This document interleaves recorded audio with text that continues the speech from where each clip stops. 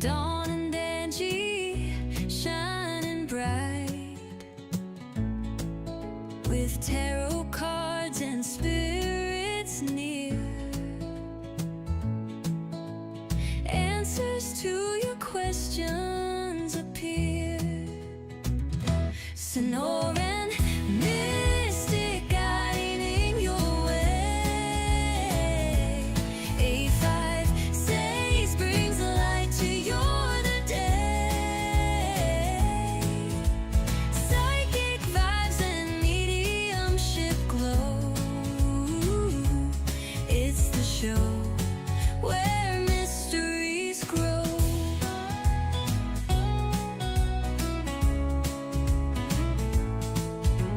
Shuffle the deck, feel the air. Whispers of the unknown everywhere. Life's tough questions fade to light, with Don and Angie by your side.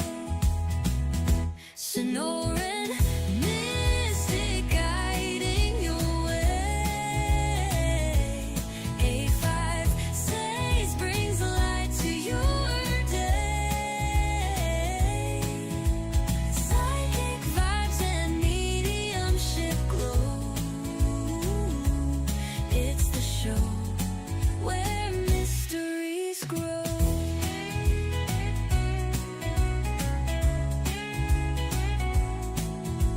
The veil is thin, the stars align. Unlock the secrets, time to shine. Feel the magic, let it flow. Together through the mystic show. Sonoran Mystic guiding your way. A5says brings the light to your day. Psychic vibes and mediumship glow. It's the show where mysteries grow.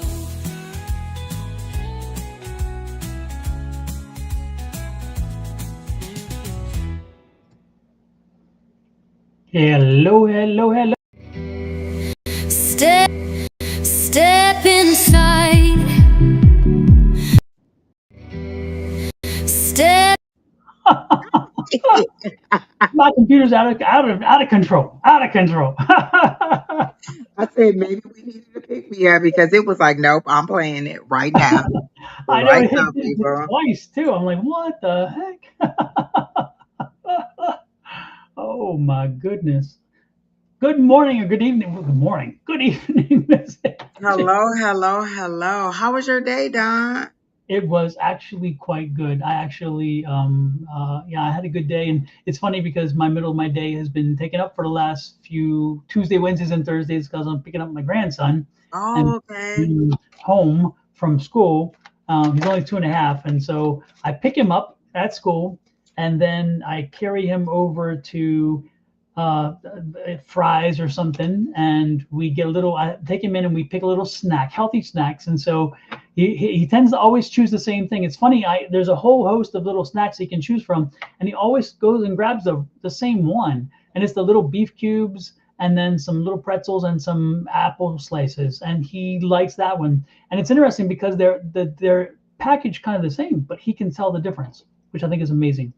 So so every time, so today, same thing. He went over, he took what he wanted, he knew what he wanted. So I got him a few more, and I always give him about 3 or 4 and send him home with 3 or 4 and I got him a whole bag of apple slices for the house. So he'll have some for the house, So got him and took him home. I love those little trips to the grocery store, or my grandmother or my mom, because they're gonna get you a treat. Always get you a treat. Yeah, and it's interesting because yesterday I picked him up yesterday, but I was running late on everything, right? So I picked him up, but Michael, we were at Costco trying to get a prescription filled for Ava, for her dog, and it was taking forever because the systems were messed up. And so I called Michael, and Michael met me there. He stayed with Ava, and then I ran over and picked up Liam, and then we met at the restaurant close by Costco.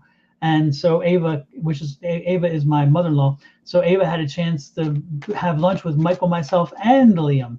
So we had 4 generations sitting at that table, which was very cool. And Liam just Oh, that's cute. yeah, so Oh, he just loved himself. And then, of course, it was at Osho, and they have a little arcade in the back. And so after dinner, after lunch, Michael took the little Liam back there, and they played on the video games and stuff, and that was kind of nice. So it was good. So yeah, my week has been pretty good, even though it's not always. I don't own my schedule all the time, but I'm okay with that. okay. Good, good, good. I went for my walk today. The weather was nice. It wasn't sunny. It was kind of cloudy, but it was still nice outside. You know, I like it warmer rather than colder. So today was a perfect day for me to go out. I didn't need a jacket because it wasn't that cold, and I wasn't burning up because it was hot. So I enjoyed it. And it's getting close to a specific date, right? Too. My birthday, yes. And I'm just steady planning. And I still have to buy my tickets to Tennessee, so I'm looking for my tickets and trying to plan something every weekend. So I don't know what we're gonna do this weekend. We have something coming up this weekend. Happy hour was amazing last week. We had really good food and drinks. And then uh, we'll figure out something this weekend. And next weekend we go see Clue at the theater, like at Gamage. And then the week after that we go to whatever the actual birthday dinner is. And then in March I'm gonna tip over into Branda's birthday month, and we're going to Tennessee. That's gonna be fun. That's gonna be amazing. Yes, I love it, love it, love it. He's just got to share a little bit of his month with you. Exactly. If he hasn't decided what he wants to do, so I don't know. Yeah. And how old is he going to be? 20 or 21? You'll be 20, Don. 20 already. I'm like, how is he 20 and I'm so close to 20? It was divine birth. It was a divine Exactly. birth. Yeah. Divine. Like Yeah. one of us stopped aging and the other one just keep on going. He gonna be older than me, so. Hmm. But yeah, lots of stuff. Hopefully lots of stuff coming up. And my niece, she called my sister at 5 a.m. back to back to back. And my sister pops up like, oh my gosh, what's going on? What's going on? Come to find out, she was having a 7-course meal at the Eiffel Tower. Oh my goodness. And wanted my sister to see all the great things that she was eating. I was like, oh, that must be nice. She's just living the luxury life. Just love it. Like you said, she is out there and doing it. And that's amazing that she's a young woman who is determined that she's going to live. And The best life, not just be live. yeah. I'm so jealous. I want to be her when I grow up. And she's in the service, correct? Yeah, she's in the she's usually in the Army Reserves, but she is active duty now. She took a deployment, so she's in Germany. Yeah. Yeah. So that's amazing. That's wonderful. Yeah. Again, so strong. She's having a great time. She loves it and travels everywhere. Yes. That's fantastic. That's fantastic. And why not? Like you said, she's young and she's got, this is the young, no kids, no, she's not tied down for anything. Just have a great time. And when she comes back, so she was going to be a physical therapist. Now she's not sure. She got accepted to Duke, so she's making her plans to go to Duke. Now she's like, maybe I want to be a doctor. Maybe you want to be a doctor? Like, heck yeah. Okay, just figure it out. Whenever you figure it out, that's what you're gonna do. She might come back and just be like, you know what? I want to be Sid the Science Kid. I don't know. We don't know. We just. But the cool part is with that energy and with that thought process, she's gonna do whatever she wants, and that's a wonderful thing because she's not gonna take no for an answer. She won't let anything stop her, and I think that is phenomenal.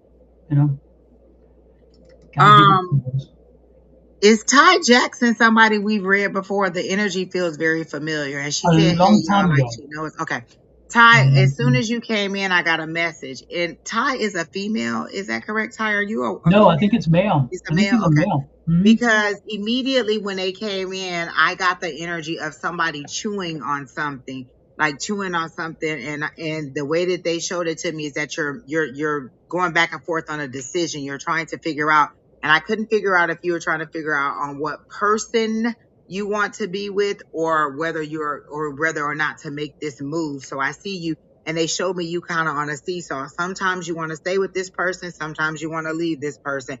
Maybe you're considering another person. Maybe you're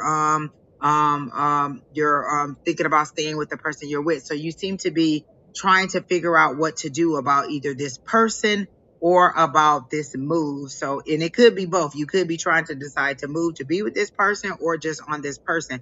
But is any of that? Oh, you're male. Okay. But is that true? Is the thing that you're doing, you're trying to figure out what to do in a relationship? Like you're needing to make a decision on whether you're going to stay with somebody or not be with somebody, or are you deciding between two different people? Because I get that. I like either get two different people, or am I going to stay or am I going to go?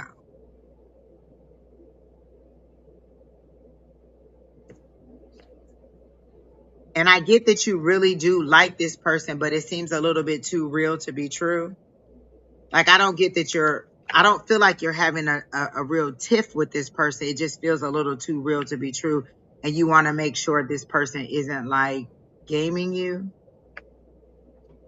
I don't know what you just said yes, ma'am, but I don't ask 75 questions, so I don't even know. So I assume the yes is to the relationship and you're trying to decide what to do. I don't get torn between two. Oh, okay. Okay. I feel like the first person you met is kind of like warm apple pie. Like, this is the person I could settle down with, but maybe the second person is like exciting and adventurous and new, and you're experiencing new things. And so you don't know whether you want the wholesomeness or the wildness. Too true to be true. I don't know. Oh, yes. Yeah. Oh, too good to be true. Okay, good. Okay. But is that true? It's two different people and they're wildly different. Like, one is like really, really wholesome and one is like adventurous and you don't know which one you want. I really don't know what to tell you because I feel like you want me to make the choice and I don't know. Like, whatever. I just see that you have a decision to make and it's a hard decision for you to make. It seems like to me. I don't get either way which way you should go, but enjoy it. Like, just kind of enjoy yourself and ask all the right questions to make sure that you make your decision based on, I mean, not just like lust. Like, make your decision based on what future you could see with either one of them possibly, or if they want the same things. Like, you might have to start asking those questions. Do you want kids? Do you want animals? Are you open to move? What are your religious preferences? Like, those may be things that you may need to discuss in order to help you narrow down a decision. But I don't see either one of them as being a bad person. One is just a little bit more desirable on the adventurous or on the look side, and then the other one,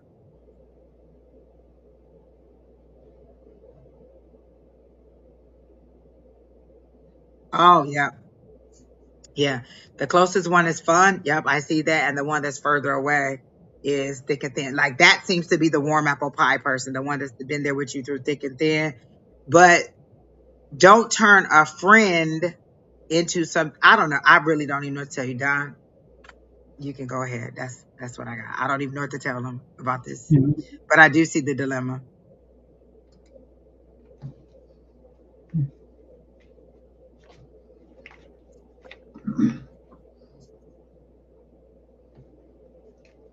Ty, are you a truck driver?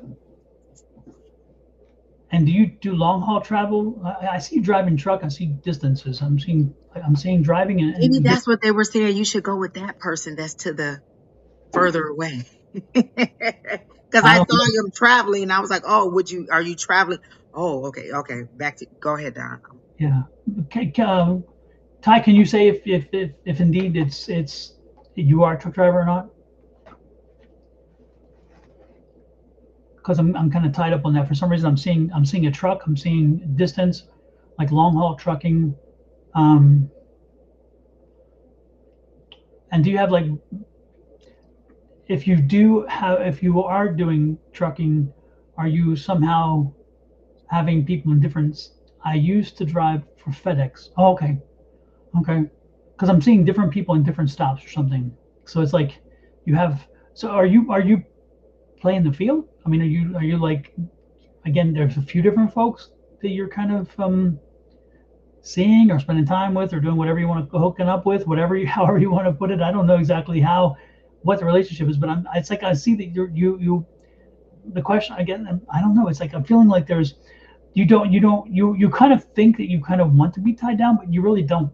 I get the energy of no, I'm okay. It's like life has you kind of like not necessarily having to be connected to just one person. You like variety, maybe is a good way to put it. I don't know. Does this resonate with you? Because again, this is the energy I'm picking up for you. No, not different people in different places. Okay. Hmm. And is I'm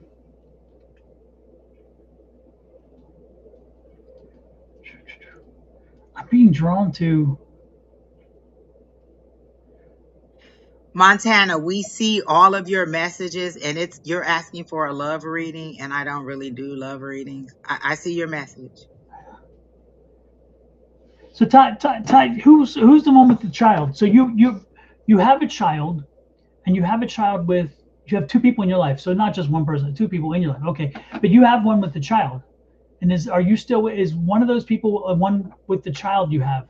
Because I'm picking up the child. Do you have a child, and is there specifically one with a child?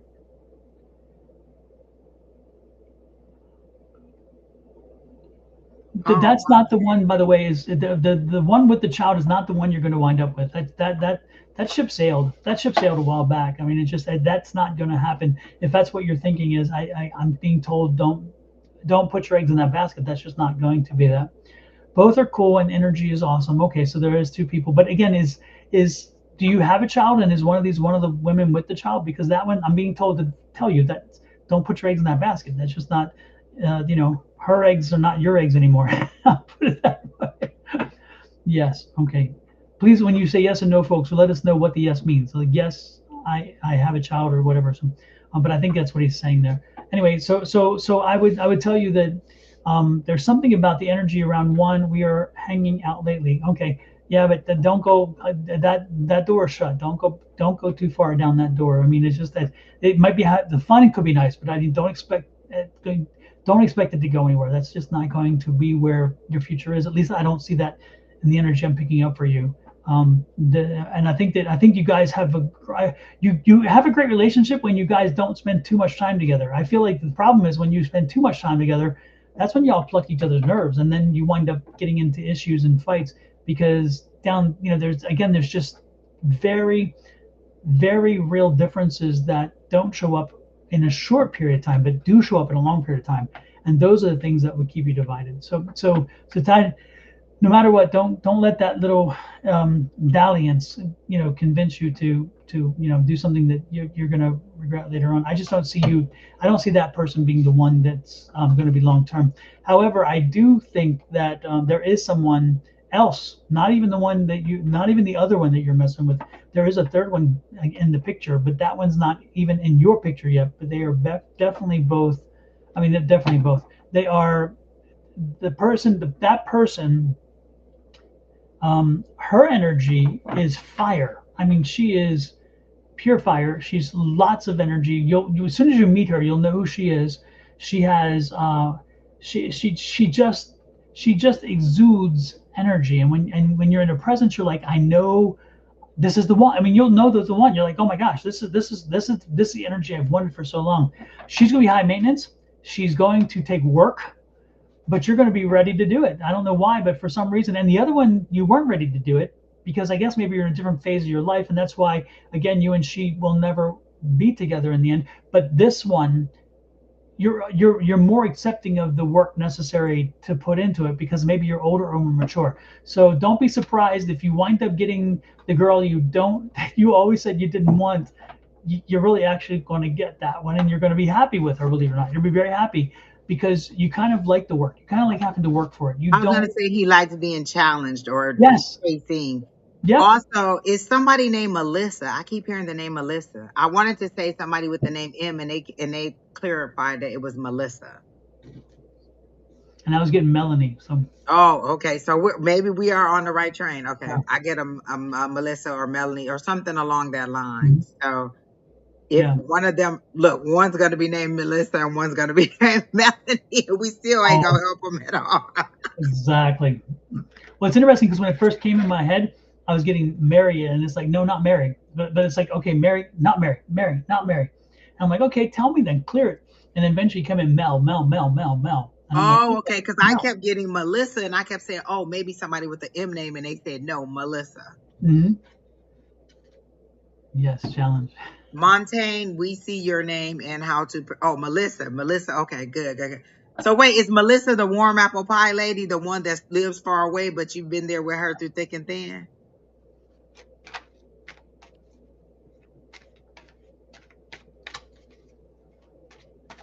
Angie, you may be psychic. A little bit, I don't know. only on Wednesday nights. And only during your birthday month. On the cusp of a new moon. On the it's going to be an eclipse too. Don, so much stuff is coming up on the 17th. I'm playing lottery that day. Y'all are so good. Thank you, Ty. We appreciate it. You're welcome, Ty. Yeah. I don't know what Melissa. I don't know. Okay, maybe I'm not gonna tell you who to choose. Just go for it. You'll know it though. When the feels, you'll know it by the feeling. So go with the feeling, the genuine feeling, not the feeling you want to make yourself feel, not the kind of like I really want to make this work. No, no, no. When you feel it, you will know it. You're like, oh my God, yes, this is it. Oh wait, so Melissa is the one that lives close, and that's fun. Okay, the good time, not a long time. She feels like a good time, not a long time. Exactly. Mrs. Right Now. Not Mrs. Right. Mrs. Right Now.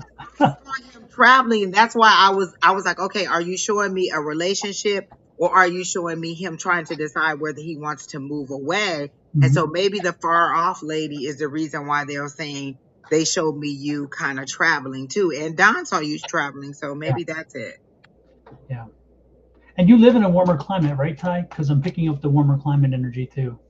So I see you in a warm climate. Do you live in the same state? Well, no, you must.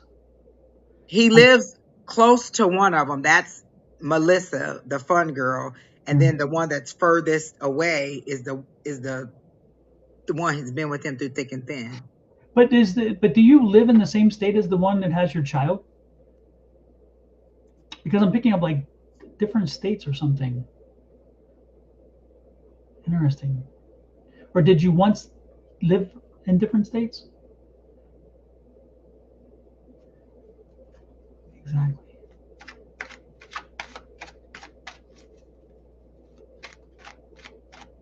Warm climate. Okay. Yeah. Oh, okay. Yeah. All right. But let Yeah, me because know. I do get lush green grass. Yeah. Yeah. Yeah. Yeah. Because I get rain and that kind of stuff and warmth. Yep. Absolutely. Yeah. Ty, I would say I don't want to be in your shoes because that's a hard decision when you like both of them and you're like, and then if you choose, listen, Don's scenario is better. You get rid of both of them and you get somebody totally new. Because if you pick one or the other, you're going to be thinking, well, what if I'd have kept this one? Or what if I'd have went with that one? Mhm. If you get rid of both of them and get a whole new person, you don't have to worry about it at all. Exactly. Cash out your chips and go to the next casino. I'm just going to start all over. Give me a whole new pool of people. Exactly. Exactly. Oh my goodness. So, Well, Ty, thanks for sharing your energy. Appreciate it much. You're gonna be fine, but again, make sure you hold out for Ms. Right and not Ms. Right now. You can play with Ms. Right now for now, but make sure that you don't commit to something until you know Ms. Right is actually the right one. Okay. Super. exactly. And while we're at it, welcome in Mary Boyd, Harley, Monique. Let's see who else is here. Kay Weezy. Who else did I miss to say hello to? Ty we already said. New Nurturella. Is that right? Nurturella. Welcome in. Montanase Mention. Nice to see you in. Jimmy Johnson. Nice to see you in. Um, Again, if I missed you, I'm looking back on. No, I know that I don't intend to miss you, But if I did miss you, don't take it personally. Tammy Dwidrek, welcome in, welcome in, Oh, I welcome in. remember Tammy. We've read her before. Mhm. She was a little bit harder. J4444J, that's an interesting name. Welcome in. You're welcome, Ty. It was good. I like starting off a reading on a good note. Absolutely. Fairy Mon welcome in. Montaigne is in there, and they first had a love reading, but then they asked for a general. Montaigne, your guides are holding your lips together like you're talking too much. You're telling too much information.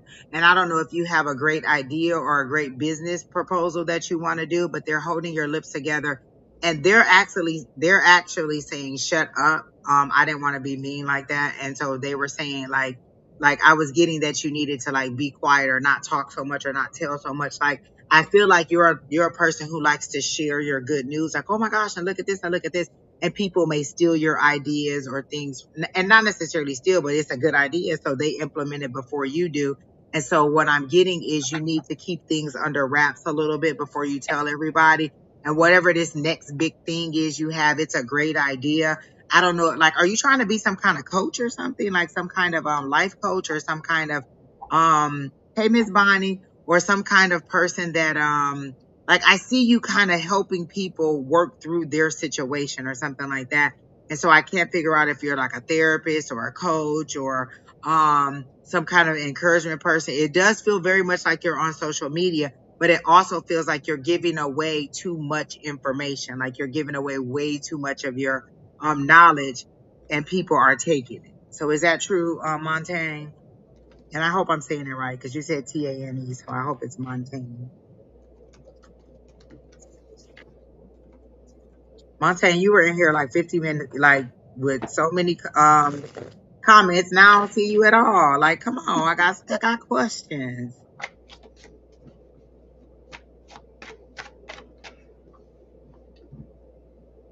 Montaigne. Yeah, Montaigne, Montaigne. Okay. Montaigne, are you there? Are you there? All right, where you go? All that. If you asked, you kept saying, y'all see my question? I posted my question. I posted my question. Now I'm ready to answer your question. Miss Bonnie, did y'all thaw out down there? Like, did the snow melt? Y'all better? Y'all back on stable land? Hey, Miss Hey, the other Miss Bonnie. Exactly. My name is Bonnie Lafferty. And also, hey, Selena, nice to see you as well. Okay, I don't know what happened to Montaigne, so I'm just gonna go and Native love. go to somebody else.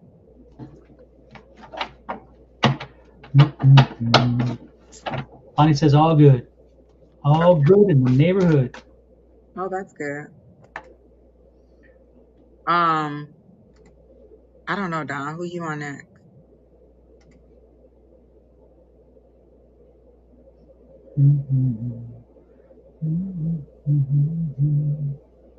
Let's do Selena. Okay. Selena is the ear lady, right? Is Selena? Are you the one who had the ear? Is that Selena? I think so. Oh, okay. I want to say. What do you call it? What was that called? Cochlear ear. Yeah, Selena, are you the one with cochlear ear implant? Oh, back in the 50s. Oh, y'all gotta. Bonnie, how are you even standing all that heat that y'all receiving in the 50s? Exactly. Bonnie Lafferty says 52 where she's at. She said, thank you, still here, yes. So I'm guessing, yes, she's the one with the ear implant. Okay, perfect. Okay. Cool. So Bonnie, yeah, she says cochlear. Bonnie, our Bonnie says cochlear implant, yes. Okay. David, you want a specific question, Bonnie, or Bonnie, Selena, or do you want just a general? What's the story? I think she just said a general because she hasn't been here. Oh, yeah, she is that person. Okay, cool. Okay. Natura. I don't do love readings. You're asking about a reconciliation with your partner. That's Miss Bonnie. She'll be on Friday night to do love readings. But if you have a general question, we can do that. Mm-hmm. And if you go here, you can follow her. If you go to this link, you can subscribe to her YouTube channel. And when she goes live, you'll get notice, and you can reach out to her and ask her your love question. And she definitely will respond. She loves questions. Robin. I feel like some of y'all just changing y'all name because I'm like, wait a minute, what? Did you see Oh, a lot of Levita's back bad in the love. valley now? Hmm. Levita's back in the valley now. Oh, well, where did she go? She went to, was it Oregon or something? She moved away and then she's back. So yeah, I was looking at Oh, she needs more listen, things. she's another one who is living her life. Just, I love the way she lives her life. She's fearless. She travels. She does whatever. I'd be more scared for her than she'd be for herself because she just be out there. She'd be at the concert by herself. She has no problem doing whatever she wants. And I'll just be like, Lord, please protect her. Don't let nothing happen to her because she just cute as a button and just Sweet, be out doing sweet as everything. can be. Hmm. Truly the sweetest person.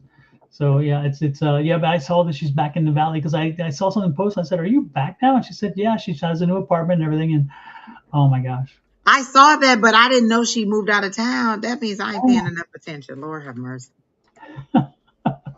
All right. I'm glad she's back. So Okay, we're so we're doing Selena. Selena, right? There you go. Yeah. Okay. And then wait, somebody I wanted you to hold on because I saw your Mhm. question. Dang it. I should have paid more attention to what your question was. And then Robin Vanessa's Oh, also. Robin. Yeah, well, that's who it was, Don Yep, Robin. me That's too. what it Yep. is. Okay, perfect. We're So Robin, you will be next. okay. Exactly. That's why Angie and I work together. We're like synced up, you know. Exactly. Okay, so let me see what I get for Miss Selena.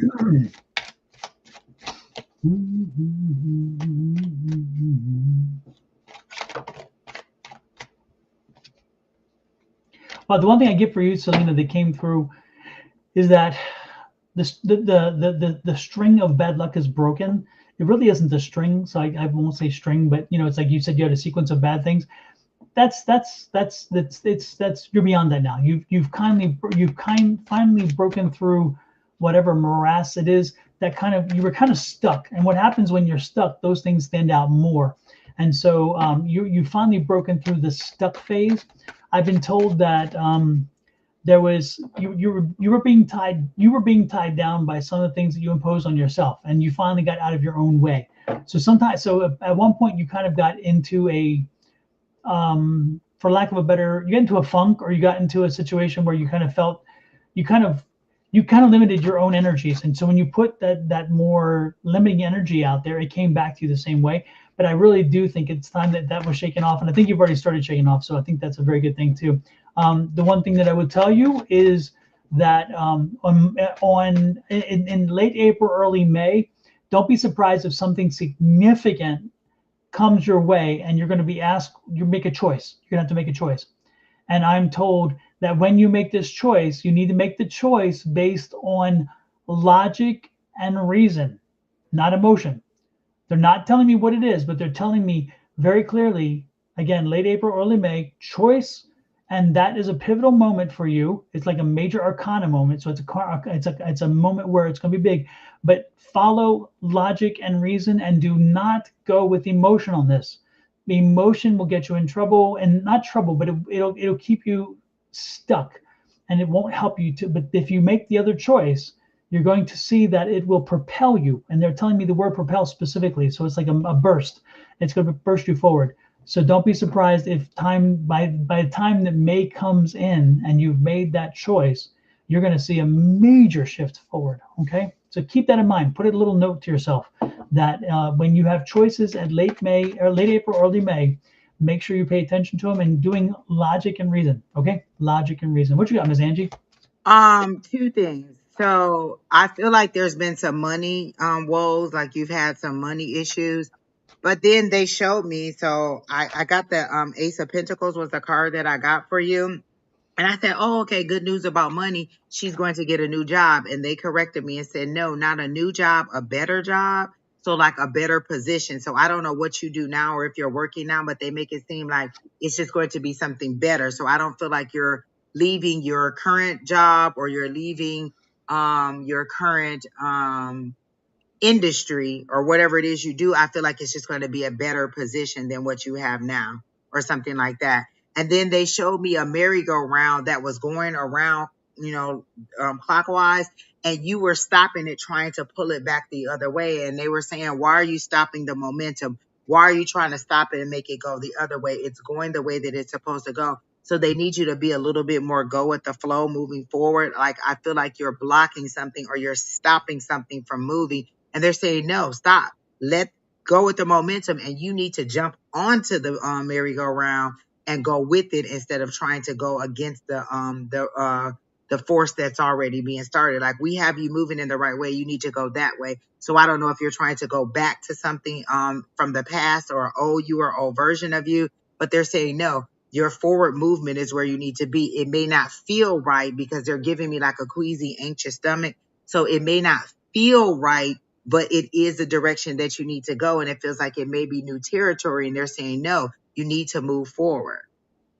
Oh, you've been asking for more training. Okay, perfect. Because they're showing me, they clarified when I said a new job, they said no, a new position, a better position. That was the exact words they used, a better position. So they showed me that you were going to get a better position. So that's coming if that's what you're asking for. And they were showing me Empress energy. And so that got me to like, oh, she's recognizing who she is and she's speaking up more. And it seems like you have been speaking up more, asking for more training. So you are definitely in the right energy. Keep with that momentum moving forward. Don't step back and say, oh, what used to be. Don't talk about what used to be. Keep moving forward to where you're going. You can't go back to any old version of yourself or anything from the past. They want you to move forward and they want you to catch onto that momentum and move forward. Like Don always says, the windshield is bigger than the rear view for a reason. Keep looking forward and move forward and know that good things are coming for you. And they're saying you're like, oh my gosh, I don't want to wait another 6 months. They're showing me 3 to 6 weeks. And so that fits the time frame. Would you say like April or May, Don? Late April, early May.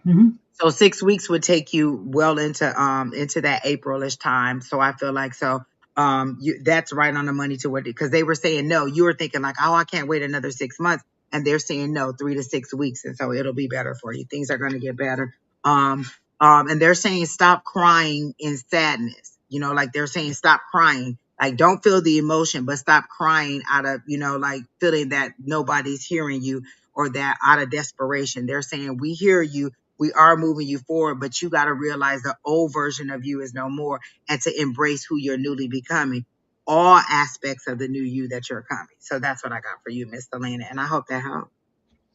Yeah, I just again, for me, it's just focus. I go repeat one more time. Focus on that decision opportunity because it really is impactful.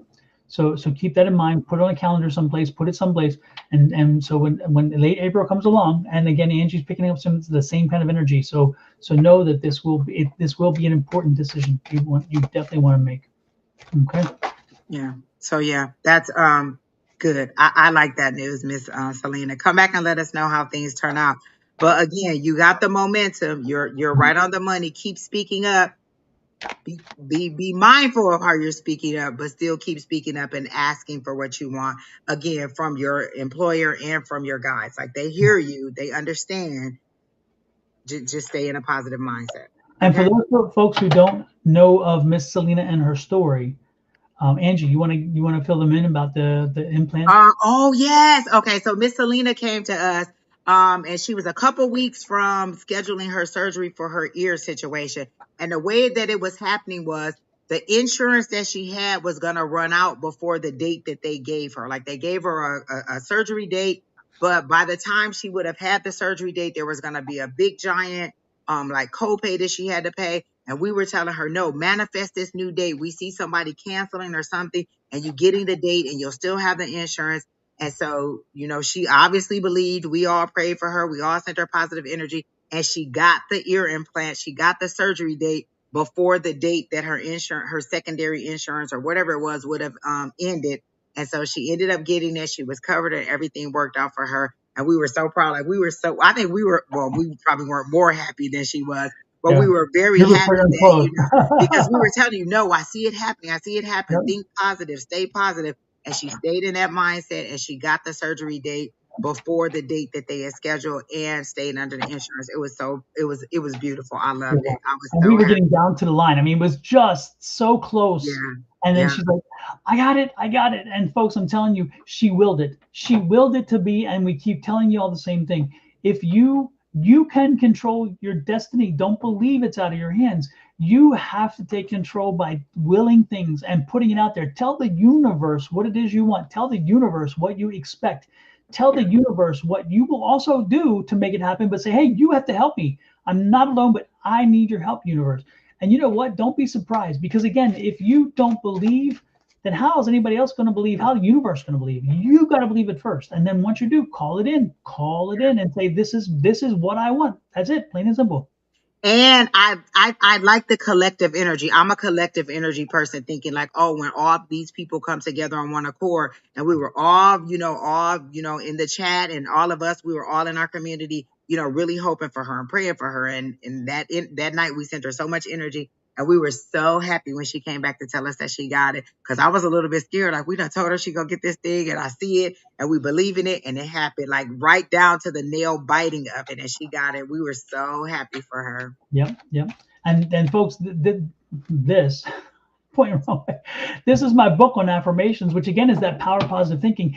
The book is more than just about affirmations. It's about how you use your energy to shift your life and shift your brain. You Right. rewire your brain. Yes, Yeah. you retrain the brain, neuroplasticity, and you There's a keep whole chapter on it. A whole chapter. absolutely, and you help yourself realize that if you put the energy out, the universe will bless you with it. But you have to do it. You have to take ownership. Listen, Don, I got a real time example. Don says this to us all the time, and he had been saying it over and over and over again. And I'm like, oh yeah, oh, that's nice. Don would say, send your guides out, send your people out to go and find what you want. And I really wanted to know about investing, and I didn't know anything about it. And I was like, I want my money to work for me. And so one day I was like, you know what? I sent my financial guide out. I was like, go out and find me. I want to learn how to invest. Show me how to invest. So within like a week or so, this lady at work just randomly came up to me and was like, you can buy stocks through Amazon. They'll take it out of your paycheck. And I was like, what? She was like, yeah, it's just a payroll deduction. You just tell them how much you want them to deduct, and they'll buy stocks on your behalf. That was the first thing. That was my very first introduction into investing, because I knew nothing else. Then Don was telling us about day trading, because Michael was also day trading. And so Don was giving us a little information. I said, well, that's a little bit beyond my knowledge right now. Good advice that he was giving us, good information to make me look into stuff, but it was still above my little mental capacity at the time. So then um somebody came in and was talking about 401k investment and how to lower your tax liability, because every year me and the government have this thing back and forth where they want me to pay all this money and I don't want to pay all this money. So somebody said, well, if you invest more in your 401k, then that'll lower the amount that you have to pay in taxes. So I said, oh, okay. So then that was another way. And so over and over, the information is steadily coming to me in little bits and pieces, like it's a continuous stream of information, because I was open to it and because I asked for it. Again, the power of manifestation. I asked for what I want, and I believed in what Don said. Don said, send your guys out. So I sent them out, and they are bringing the money back to me over and over and over. And every time you turn around, I'm getting a little bit more information on different ways I can invest. But it's not all the same. It's different mechanisms that I could use to grow my money and to invest in my future. And I'm just like, oh my gosh, I love this. And it's steady coming in and it's steady coming in. But those are just different techniques Don's have given us over the years. Send your guys out. And I said, I'm lazy. I don't want to do none of this on my own. I'm gonna send my people out. And they brought the information back to me. This book is powerful, I'm telling you. And you don't have to read it from, chapter 1, chapter 2, chapter 3. You can pick a chapter and read here. Like, go through the content table of content and see what you like and be like, oh, this chapter sticker, because you don't have to read it in that order. Each chapter stands on its own, and it's a very good book to read.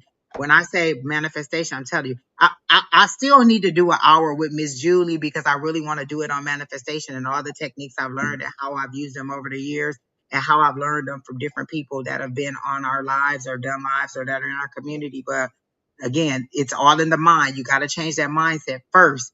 Even if you just believe enough to do whatever the technique is. Like, I'm not a person who believes like 100% it's going to happen. I believe enough to try it. And in trying it, it builds up and builds up and builds up, and to the point where I'm like, I can manifest this. And so it continues to grow. And so it's a mindset change. You just have to be there. Yeah.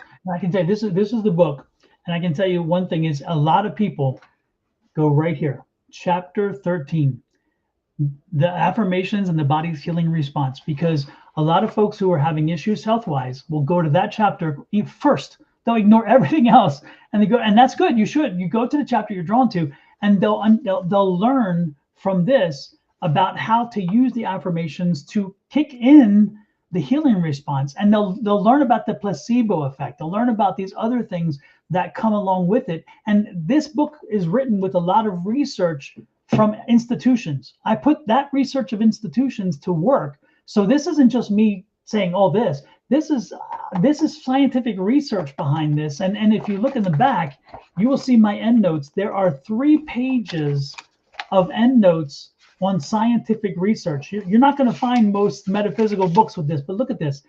Look at all those endnotes, because that's the research, all the research with universities and everything else I did. So the one thing about this, and then chapter 19, which is also an important chapter to some people, and that one's about the here it is. This is it. I almost had it. And this one here, it's aligning your thoughts and actions, right? It's aligning your thoughts and actions through affirmations. Again, it's the follow through. So people are like, how can I make it? How can I live the life? And you can, and it doesn't take much. It's amazing. But once you start embracing you embrace the energy you have in you already, and you understand that it's already here.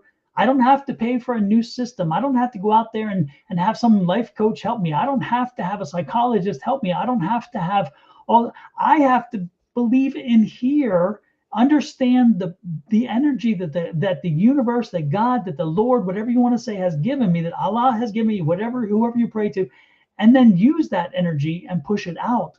And when I do, the universe also says, okay, we're helping you because you helped yourself. We're coming and helping you too.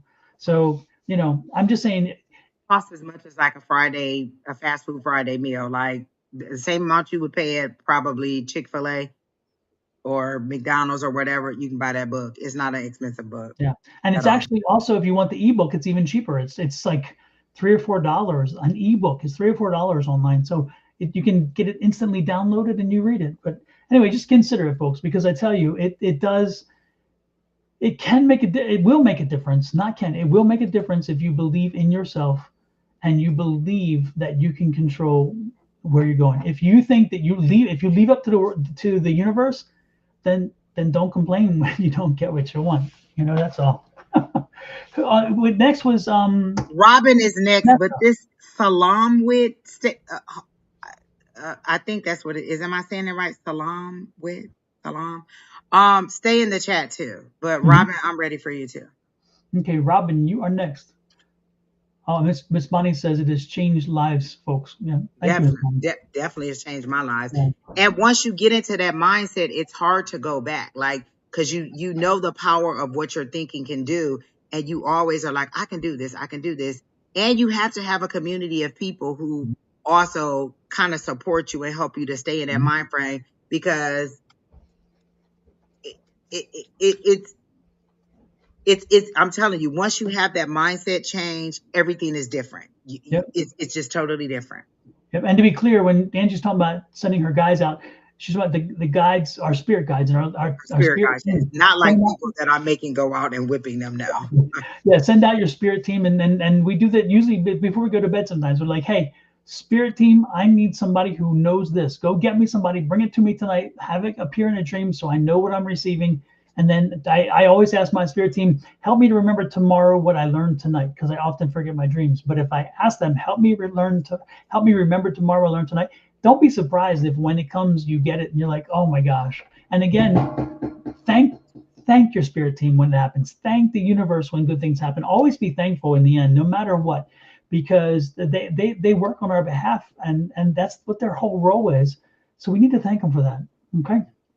And Monique, it's not that we're ignoring you. Your energy is a little bit heavy. Like I read your question at the beginning. It's just a little bit heavy, and just give me a minute to wade through and find something a little bit light. Your energy is very heavy, Miss Monique. Absolutely. And Robin was asking, Robin, are you still here? Workforce, I think, right? Yeah. It was about getting she's been out of work for a while. Mm-hmm. Is that true? Okay. Okay. Thank you, Robin, for the compliment as well. Okay. Let me think about Miss Robin. Um, For one, Miss Robin, you're thinking too small. They show me you in like they show me you on the track, but you're in a train, a little kiddie train, and you're all scrunched in and scrunched down. You're making yourself too small. I don't know if you have an employer or a boss or people around you who are either not believing in you or discrediting you, or maybe your personality is just super big. But I see you scrunching down to make yourself smaller, and they're saying no, be 100% you. Like keep showing people. I don't know if you're showing them their mistakes or you're coming up with a better way to do it, but you're too small. You're making yourself too small. So your current employer or whatever you're doing, like, or whatever you were doing was too small. You need to go to something bigger. You need a bigger stage, a bigger platform, a bigger opportunity. And what you were doing, you were making yourself like, and they keep saying dumbing yourself down because your audience or your coworkers were not ready for the amount of information you had or the direction that you were trying to go, and you needed to move on. So if you're at a current place, you need to move on. And if you're not somewhere, you need to set your sights to something different. Like it's kind of like you're being an admin when you could actually be the doctor or the like, really, like you know more than the people that you work for or for the people that are around you. And making yourself smaller is just kind of like, are you having stomach pains or whatever? It's like giving you, and I don't want to say an ulcer, but it's giving you more physical health problems than it is if you would just go ahead and be you 100% you, is how I get it. So I think that you need to be 100% you, unapologetically you, and the opportunities will come. And I do see you moving on. If you are with a current employer, they show me you walking out of that building into another building. Anytime they show me you walking out of one building into another building, that's you leaving that company altogether and going to something different. If you're not working, then that's you getting a new job at a new company. But I don't see you going back to your old company. I see you moving on to something bigger and better, right? So I don't see you commenting, so I don't know, but I feel like you're going to get a better opportunity. Like they showed me a big red balloon, um, and you holding on to the balloon and rising up. So for me, that's you getting a better opportunity. You rising above everybody else. You're kind of looking down on them, but not in a malicious way, not in a I'm better than you way, but in a oh my God, I got rescued. Like my higher power rescued me from a toxic situation. So are you in a toxic work environment where you just are not happy, or were you in a toxic work environment? Because I see you being pulled out of that and moving to a bigger and better place. But again, you got to think big, big, big you. Like your resume doesn't reflect all the knowledge. You need to boast about yourself a little bit. A lot of people are putting their resume in Chat GPT or find the job. Like if tomorrow the best job could call you and tell you to come in, what would it be? What hours would you work? What industry would it be? What company would it be for? What amount of money would you make? Like you got, like, it's kind of like if you have a child and your child saying, I want some new shoes. You need to know what brand they want, what color they want. Do they want a sandal? Do they want a gym shoe? Do they want a boot? Like you need to know some details. Your higher power, being your provider, needs to know what it is you want. What's the salary that you want? What days of the week do you want? What industry do you want to work for? Give us something to work toward. It's not a dictatorship. They're not just saying, hey, you got to go and work here and do this job right here. What do you want so we can pave the way and get you that and open those doors for you? What is it that you want? Tell your higher power what you want so they can move you in that direction. And don't just say, I want a better job or I want to make more money, because if you make 1305, 1315 is 10 cents more than what you were making. So technically you got what you wanted, but not the amount that you want. Be specific. I want to make $50,000. I want to make $100,000. I want to save this amount. This is another manifestation thing that I'm always talking about. I set a goal in mind. At the end of the year, I want to have this amount of money in my bank account. And throughout the year, it ended up happening. I got there. So each year I increased it. Oh, I want to have this amount of money in there. I want to have that amount of money in there. And it's me telling the universe what I want. And this is the thing that I have learned. You cannot put a weight on it and say, this is how I have to make it. I want to make this much amount of money. I said, I want to have this amount of money in my savings account at the end of the year. And I didn't tell them how I wanted it to happen. It could be a bonus. It could be a lottery win. It could be an inheritance. It could be whatever. But I set the amount of money that I wanted to make, and I didn't have any tie to the outcome of how it happened. Just this is what I want. And so that's how it happened, right? And so you have to have an outcome on how you want it to work. I mean, not an outcome, but you just say, this is what I want, and allow the universe to bring it to you, right? So take off how it happens and just tell what you want to happen. I want A, B, C, and D, and allow them to bring A, B, C, and D to you the way that they want to, or the way that is for your highest and greatest good. So does that help? Does that make sense to you, Miss Robin?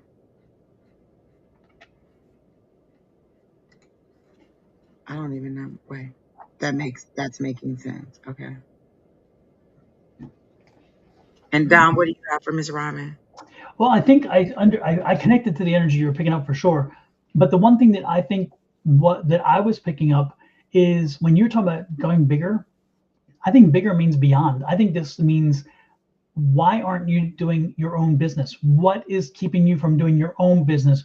Because I think that, again, you've worked for folks who kept you small. And when Angie was seeing the big, I was seeing beyond, so it's like I saw her doing something. So Robin, I don't exactly remember what you do or what you've done, but I can tell you that definitely look at your own business. What is it that can get you doing something on your own? You've got the energy, you've got the drive, you've got the determination. There's nothing that can limit you. You are not you're not someone who will be limited. So I would be looking at what I can walk into, what business I can do, and get to it. Excuse me, I'm seeing a number of possibilities when I said that too. I was like, I'm seeing like 2 or 3 different veins of things that you're capable of doing and running a business at doing. And one of them is, it's interesting. One I see as kind of like connecting, networking, bringing connections. It's like there's something about Don, I didn't want to say like party planning, but I wanted to say something social media, like something in entertainment, but I couldn't figure out what it was. I'm with you with that, Don. I'm with you. Yeah. There's something bringing things together, making things happen. So there's something there. Yeah. Oh man. I just think that you look, if you want to look for a position, look for a position, but I see you running your own business, and I see you steering this in a way that complements your skill sets, and you'll have no problem with it, because again, you're very comfortable. You'll be very comfortable at explaining why your service versus somebody else, why your product versus somebody else. And I really don't see a product. I don't see you selling a widget or something. I see you, again, a service. It's like again, something that's bringing people together, connecting people.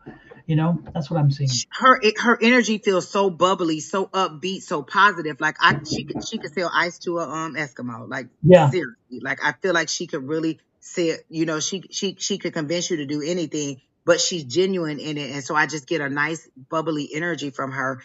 And that Yeah. I think you should, Robin, and I think you should consider, because it's all clicks now, because now I know for sure who Robin is, because I was like, wait a minute, because as Angie, I just talked about this the other day. Just the other day, I'm so bad at remembering people, because my mind doesn't want to mess up the reads and stuff, like we did with Ty. As we were reading, I'm like, oh, I remember now. But Robin, one of the things you should consider is taking management work for your dad and his products, if you know what I'm talking about, and get out there and do the selling, land the gigs, land the contracts and opportunities with his work, the things he's already put the work product in. I could see you doing that, because again, you have that social skill, you communicate well, you'll be able to do that, and people will be disarmed by you initially, and therefore they're not looking at, okay, what is she trying to sell me? And then you'll be able to actually communicate with them, and your dad's product is wonderful. And so I could see you actually managing his assets of what he's doing. And I don't want to give it all away, because again, it's I don't want to disclose things that's not people's business. But I think that I think that would be perfect for you because, again, I can see you picking up the phone and having conversations. You're comfortable. Plus, you know what he does and you have the comfort zone with him and you know what his limitations are. You know what he would accept versus what he wouldn't accept. I mean, he's the perfect client for you to manage. So I would be like managing my dad and managing his stuff, if you know what I mean. I really do. I mean, really. And I Yeah. see her shedding her whole old skin and just stepping into a new like she's stepping out of that old skin and into a new skin. And it may be uncomfortable, but you're stepping into the new you, the leadership version of you. And that's why they kept saying, you know more than all these people around you. They have no clue at the amount of knowledge that you have. And I don't know if it's that they think that you're young or whatever it is, but you are very knowledgeable in things. And also, it's about to be the new moon. And if I'm not mistaken, we were just saying it was going to be an eclipse on the 17th is a new moon. Set your intentions, people, for real, for real. Like set your intentions, use this. And then it's the first new moon of the new year and blah, blah, blah. Like I think it's the Chinese New Year. So all of these things are happening next week. So be mindful and set your intentions on the things that you want and how you want things to move forward and allow the universe to bring them to you. But Ms. Robin, I see really good things for you if you actually step out of your comfort zone and make yourself bigger. If you keep making yourself smaller, you're going to stay in the same place that you are. But eventually, I think it'll just be kind of like your spirit just being like, I can't take this. And you're kind of having that tower moment and then needing to rebuild from that. But right now, you're still at a spot where you can transition into whatever you want and build like I keep hearing build a better mousetrap. Like, you know, a better way to do things that other people do, and it'll just be beneficial for you that way. Yep. No, I see this. I get that great energy. Yep. So, yeah, good luck with that. And again, yeah, you'll be working, but I just see that work for yourself. You are your best employer. You truly are. Yeah. So I hope that helps, Miss Robin. I hope that was good news for you. Absolutely. I forgot who was next. Oh, that Selma person. Are y'all still here, Selma? I mean, is Selma still here? Oh, well, whoever you want to do next time. I liked Robin's energy. It was real nice. I did too. Super, super. Hey, before we move forward, I really am. I just started getting cold. Okay, so I just got a visitation. So if I could do that as well. And Robin, I don't know if it's for you. I don't know if it's connected to you, but a woman came in. Catherine is here, and Catherine recently died. Somebody's mom passed.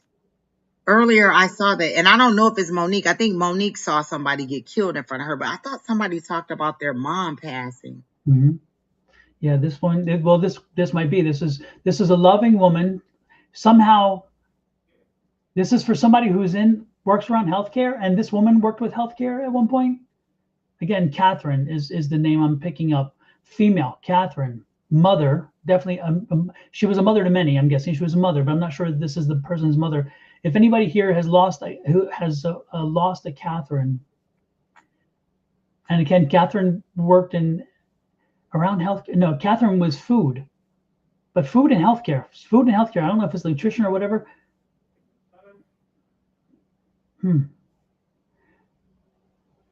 Okay.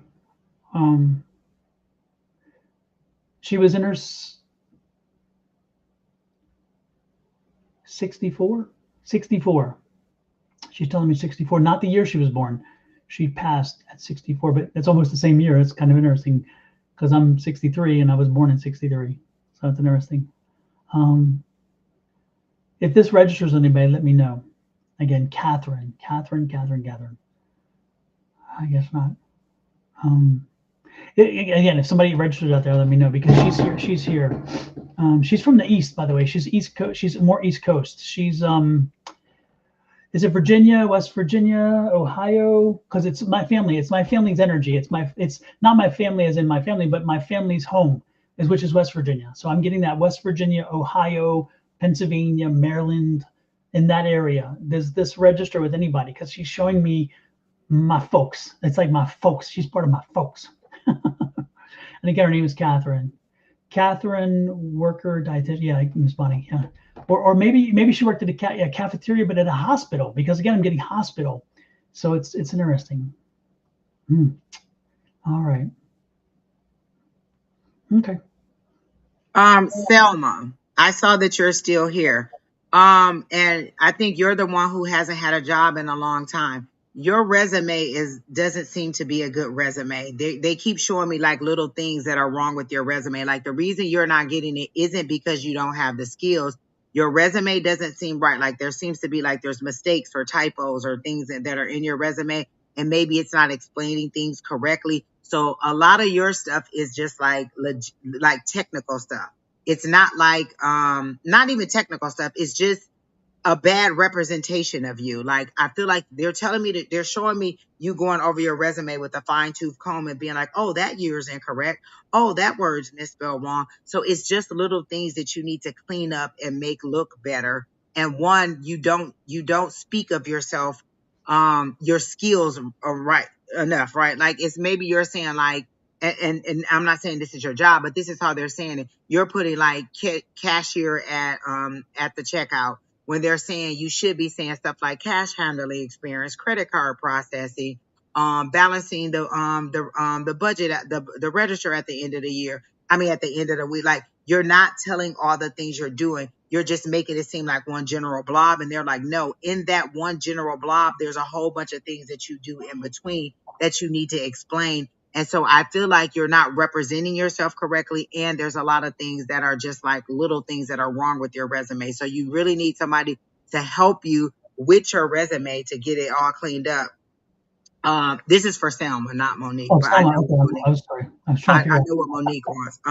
But My bad. Selma, I don't know if this is resonating with you, but I do see a job coming for you. But again, you're going to have to clean up your resume. And they're saying go to temp agencies. Like you're not broadening your umbrella enough. Like you don't have it open enough to see the opportunities. Like they're saying look at temp agency, because this is that hiring time where people are, it's the beginning of the year. A lot of budgets are going out and people know what they're looking for after the holidays, and there's a lot of shifting around in the industry. And so they're saying you got to be a little bit more open and creative as to how you're looking for jobs, and not the traditional jobs that you're used to doing. That is another thing that you're doing, that you're not looking into, like more modernized versions of your job, right? So you need to know the technical aspects of it. You also need to just like really, they're saying clean up your resume. Like your resume doesn't seem like it's clean. Like people are like, oh, she didn't even spell this right, or she didn't even spell that right, or she like there's something wrong with the logistics of your resume, and you really need to clean that up. And then be a little bit more open in the things that you're looking for. But once you do all of those things and broaden the scope of what you're looking for in a job, you'll find more opportunities. Like I feel like you'll have 2 or 3 more interviews before you get that big one, and then that fourth interview will be the one. So you'll get a couple more opportunities to present yourself, but that fourth one seems like it'll happen. And I honestly want to say that it feels like May is when you'll get it. I don't see anything really popping off until May. So if you've been out of work for that long, May seem like a long time away, but as fast as the time is going, May isn't that far away. So I do see May is a time for me. So Don, I don't know what you're getting for us. Or is I'm it Salam? I'm saying Selma. Maybe it's Salam. Yeah. When do you think I may have it? She said. I said May. That was the time that they were showing me on the clock was May.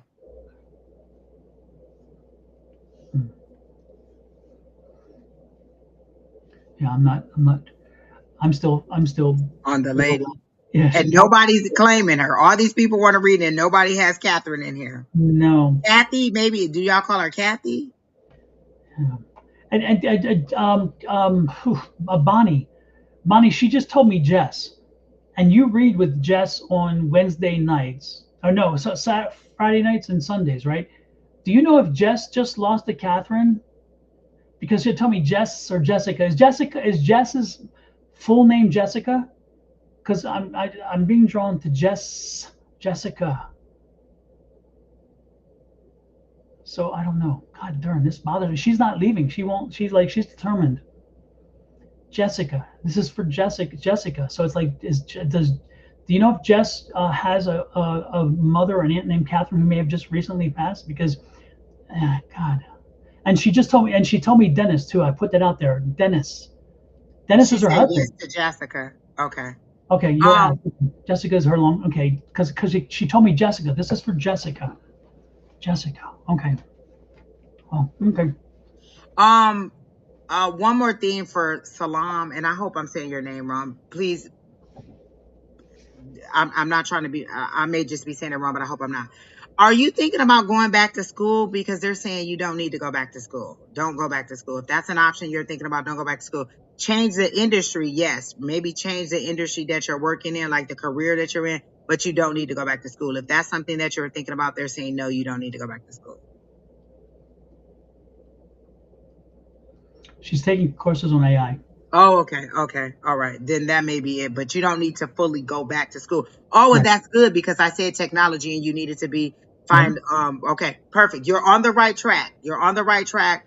May is when I see it. Make those corrections to your resume and get it updated. Like maybe you need to find the job that you want and then look at other people's resume because when I was looking for jobs, I would be like, oh, okay, I want to be a blah, blah, blah.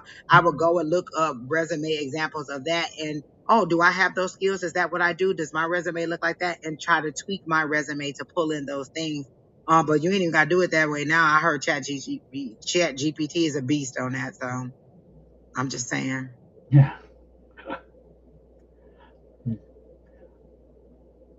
So yeah, I hope you're not paying for these classes because you don't really have to pay. They're saying you don't need to go back to school. You just need to get the technology experience, like to update your skills. Like maybe you knew how to do like the way they're showing it to me is like remember in Excel where you had to actually when you wanted to do a VLOOKUP, you had to write out the formula, the whole thing yourself and blah blah blah. And now you can just do like you like there you can do the function button or VLOOKUP or blah blah blah and it'll write it for you and you just gotta click click click. So they're showing me the original or the old school way to do it. They want you to beef up your technology information, but they're making it seem like there's free ways to do it where you don't have to pay any money. Oh, it is free. Perfect. That's what they're saying. Perfect, perfect, perfect. Okay. Gotcha. And then Salam wants you to say something. She said, Don, can you please say something? Yeah. I'm having such crosstalk with Catherine. I mean, Catherine is so insistent. I just feel so frustrated for her because but yeah, I'm going to ask her to kind of step back for a minute and see if I can pick up something. The energy is just crazy. Jessica, Jessica, Jessica, Jessica, Jessica. I keep hearing Jessica, Jessica. Oh my gosh. Anyway, it's like I understand. I'm telling her I understand. Okay. So Selma, and unfortunately, Selma, we can't control sometimes spirit. Sometimes they tend to have some energies on their own. That's for sure. Um, and you want again, you're asking for job opportunity this coming times and a half. I'm not sure I can pick up much more than what Angie's already picked up on, except for I can tell you this is that networking. Networking is important. Make sure when you're taking these classes, make sure that when you're out there, make sure you're letting people know you exist. Don't just pop in and pop out. Make sure that you ask questions. Make sure that you're involved. Make sure that people knew you left a footprint. Make sure that you're not just slipping in and out because it's networking. I'm hearing networking, networking, networking. Make sure that you're putting yourself. Make sure you're present in the moment. Make sure you're present in the moment and people know you're present in the moment. And when you do that, you will increase your opportunities because again, people will say, "Oh, I saw her in another class, or I saw her with this, or we connected here, or I saw her." Again, make sure that you leave a footprint. Don't slip in and out quickly and quietly. Make sure that you are involved. Make sure that people know you're there. Okay, that's what I got to add to that one. Anything else, Miss Angie, before we Nope, move that's all on? I got for Salam. Okay. I hope I'm saying it right. Yeah.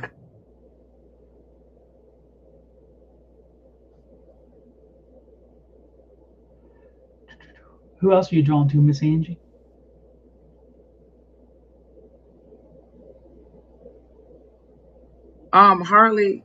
Harley says her confirmation name is Captain with the C, but you're not dead. She said that he said this person is passed on, Miss Harley.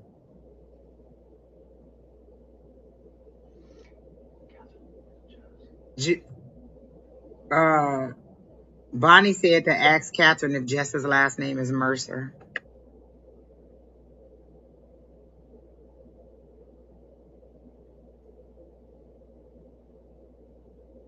No, but it does start with an M. It does start with an M, but not Mercer. It's more like, no, it's but they're telling me yes M, no Mercer. So Jessica M, but not, but she's saying not Mercer. No.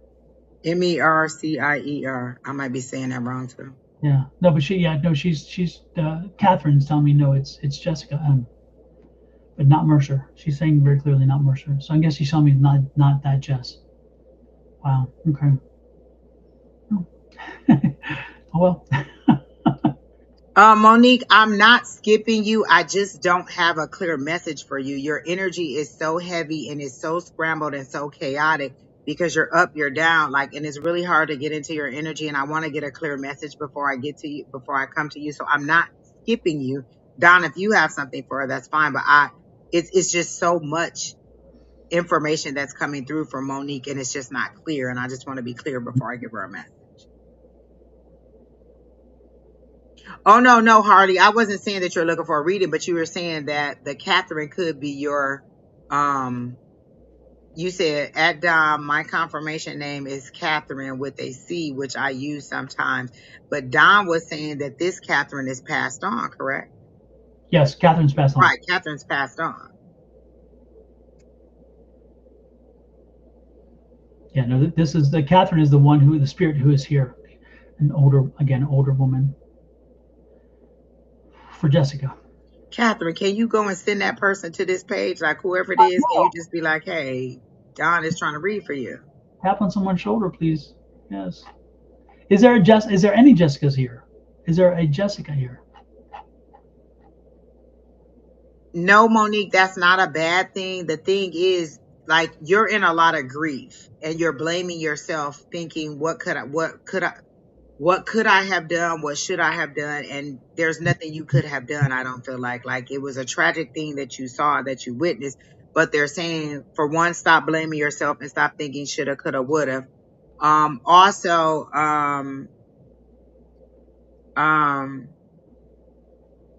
it's like really taking a toll on you mentally. And I'm just trying to wade through your energy. Just give me a minute. She said, is it McCormick? That's what Miss Bonnie said. Is it McCormick? Hi, Letty.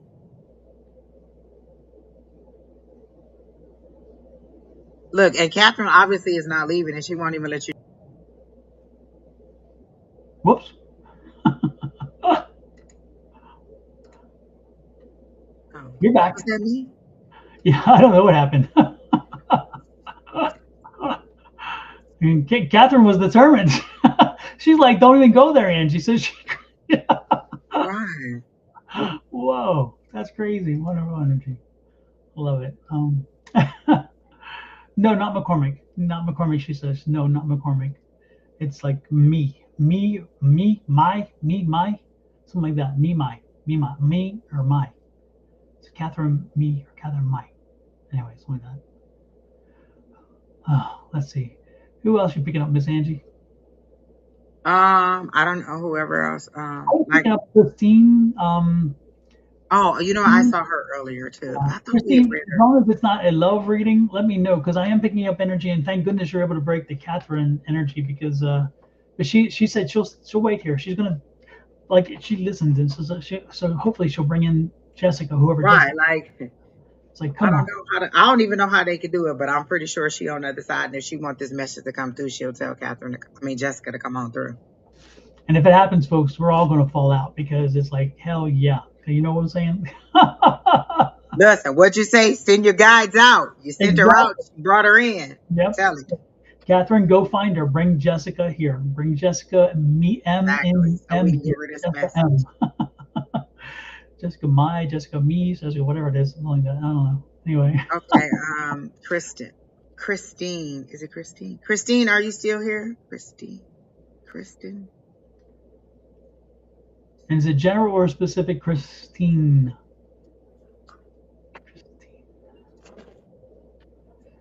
Oh. I feel Christine's had a rough end of last year. I really do feel like she has been through it. And Yeah, because they kept saying they're all in your way. And I feel like there's just a whole bunch of obstacles in her way and she's trying to push her way through. Like, I feel like I'm walking through mud. yep. And not only that, she's walking on eggshells because I'm getting the energy like there's people that she don't. People in the way, they're all in your way is how they showed it to me. It's just a whole bunch of people that she's wading through, but she's being so polite as she tries to go through and she's being knocked all around. Yeah, yep. I'm feeling She then. said general. Yeah, Christine, can you confirm that this has been you've had a rough little bit of time? Because again, I'm really picking up like again, like Angel was saying, minefields and walking on eggshells and just trying not to make people upset. But it's not working. It's not working, and it's not comfortable. You can't live this way, you know. She said, Yep. yeah. And I feel like she's trying to escape. Like she's trying to say, okay, do I just separate myself from everybody or do I just kind of continue to forge these relationships? And again, a lot of times when we say things, we don't realize the power of our words. When we say, I release everything that no longer serves me, and then people start dropping off and you're like, wait, you said I release all that no longer serves me. So you got to let those people go and you can't fight to hold them in your life. But I just feel like a lot of people are really causing roadblocks in your life. She said it's been rough. Definitely, Don. Yeah. No, I'm not. I felt that I'm not surprised to hear it. I'm sorry it has to happen, but I'm not surprised to hear it.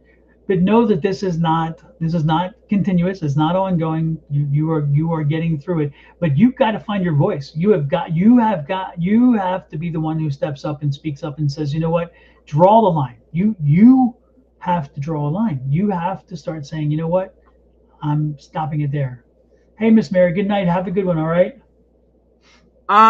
Kristen, two questions. One, is your dad on the other side? And then did he pass while you were younger? Because I see a younger version of you or a young girl, and I'm assuming it's you, hugging a man. And she can't really get her arms all the way around him because he has a big belly. He's a robust man. But a little girl missing her dad. So is your dad on the other side and you're missing your dad because he would have been like that stability, that comfort, that person to tell you that everything's going to be okay, and just like your support system. Are you missing your dad? Is that true?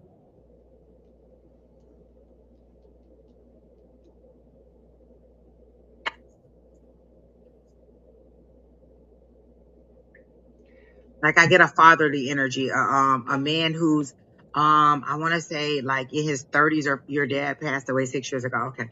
And so are you missing your dad? Is that the energy of it? Because he just wants to give you a hug. And I don't feel like he was a very like I want to say like he would tell you he loved you, but I don't feel like he was a super affectionate dad. Like he was a more jokester kind of dad, because they're showing me my dad and that's the kind of energy that my dad was. Like he didn't really know how to be affectionate, but he knew how to joke and make you laugh in a situation that may have been sad. So I feel like it's that kind of energy, and you're needing that support, you're needing that hug, you're needing that nurturing, and you're not receiving it right now, and you're just wishing that you could see your dad. And then he's like I hear him saying, don't let these knuckleheads bring you down, and like thumping somebody in the forehead. Like, is that something your dad would have done, was thump somebody in the forehead, you or other people or something like that? Yes, you've been missing your dad. Okay. And so he's showing like, I'm still here, I never left you. And did he call you baby girl? Or that may be just something that I hear, but I hear baby girl, and then I hear, don't let these knuckleheads stop you. And then he's thumping somebody in the head, like he would have pushed these people out of your way. He would joke around and make her happy. Okay, good. Okay. And so he's letting you know, and it's something about a kite. Like, what is it about a kite? Like, is that like, it's the freedom of flying a kite, and how high you would have gone. So would your dad have flown? Did your dad like show you how to fly a kite, or used to fly a kite with you? Because he's making it seem like, that freedom, that childhood freedom that you had there, that no holds, but like with him behind you, I feel like you were fearless and you would have said anything, you would have asked any question, you would have moved forward. And I really want to cry right now because I feel like you are really, really, really breaking down, and you're missing him, and you're feeling like you have nobody to support you and to help you move forward, because everybody is like coming for you, like clawing at you. And you just really want to escape. And you're like, I just want my dad. I just want this person to be there for me. like they used to be there for me and say all the right things. So I know that I have somebody to believe in me. You need somebody to believe in you. Like I feel like whatever you've been going through, you don't have people to believe in you. And he unconditionally supported her, so he would Yes, always defend her no matter what. Even if he knew she was yes, wrong, he'd yes, still come to her defense. yes. Yeah, Like I feel like he would have came outside with a bat and just, oh, who messing with my baby? Like exactly. he was that kind of fearless person. And Yeah, I get so teary eyed because you really, really miss your dad. And yeah. he feels like he like you don't know that he's still there to protect you. He wants you to remember all the things that he would have said to you. 6 years since he passed, and it's so hard sometimes. Yeah. He wants you to know that he has not left you. What's with the sandwich? He keeps showing me like a sandwich, like a some kind of little sandwich. Were you particular about having the crust cut off of your bread? Like he's showing me a sandwich. And like, is that true? Like he would have cut the crust off your bread or something like that. It's something about a sandwich that you would have eaten, and it's just a little plain sandwich. Like I feel like it's like I don't want to say a mayonnaise sandwich, but that's what I'm getting. Like it doesn't feel like there's a lot of substance on the sandwich. It's just a plain little sandwich, or maybe it's a peanut butter sandwich, but it's some kind of little sandwich that he would have made for you. He would have cut the crust off, and it would have just gave you a little bit of joy. Like you like the simple things in life. You don't need a lot of big gestures. You just like the simple things in life, and you just want a down home person like your dad. Like, are you, is it love that has got you down? Like, are you lost in love? Like you had a relationship that just, and you just want somebody who was like your dad, like somebody who would love you unconditionally, like Don said, like your dad. Like, that's what I'm getting. And he's like, no, I'm still here. Don't think that I'm gone. And he just wants you to remember all the things that he would have said to you. And he's showing me like an older 4-door car that he used to drive, like when you were a child. So this is like memories from your childhood, like where he felt like he was most there for you or able to take care of you, or like you had the most joy and the most freedom in who you were. And so he's showing me this car and maybe him leaving. So like, did him and your mom separate while you were younger and he would come over and visit you, and now he's getting in the car leaving and you don't want him to leave? Is that what they're showing? Is that what he's showing me? And when you say yes, you got to give me a little bit more on the yes, because I don't understand. Exactly. Explain what the yes means.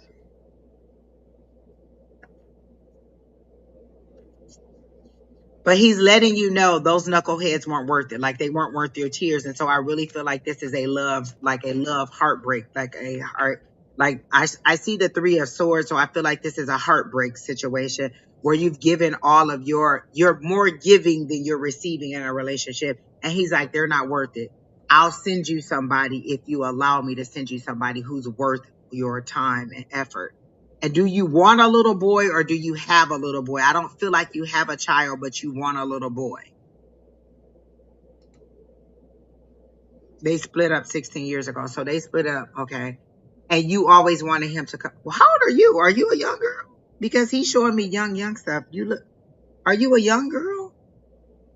Because I felt like he came to visit and you didn't want him to leave when he would leave. Like he would come by and see you and you would have a good time, and then you would walk him out to his car and then he would have to go and you didn't want him to go. So maybe they officially broke up 16 years ago, but there was some moving in and out of the house off and on, I feel like, because this is a young girl who's walking out to the car with her dad. You have a son. Okay, so he's showing me the son. Did he get to meet your son? Why is he showing me the son? He's showing me the son. And maybe it's the dad. You're 36. Oh, okay. So 16 years ago, you would have been 20. Okay. So younger. Okay. Okay. Oh, wait. They broke up 16 years ago and he died 6 years ago. So when you were 30, I got 30-ish. I felt 30-ish for you. Okay, that feels right. He wants you to know it's going to be okay. And I feel like you do need to relocate. Like you need to move away from the chaos and the people and the family. And he's saying, I'll help you out. Like it's like he's driving the truck. He's saying, let's load up the truck. Let's go. Let's move on.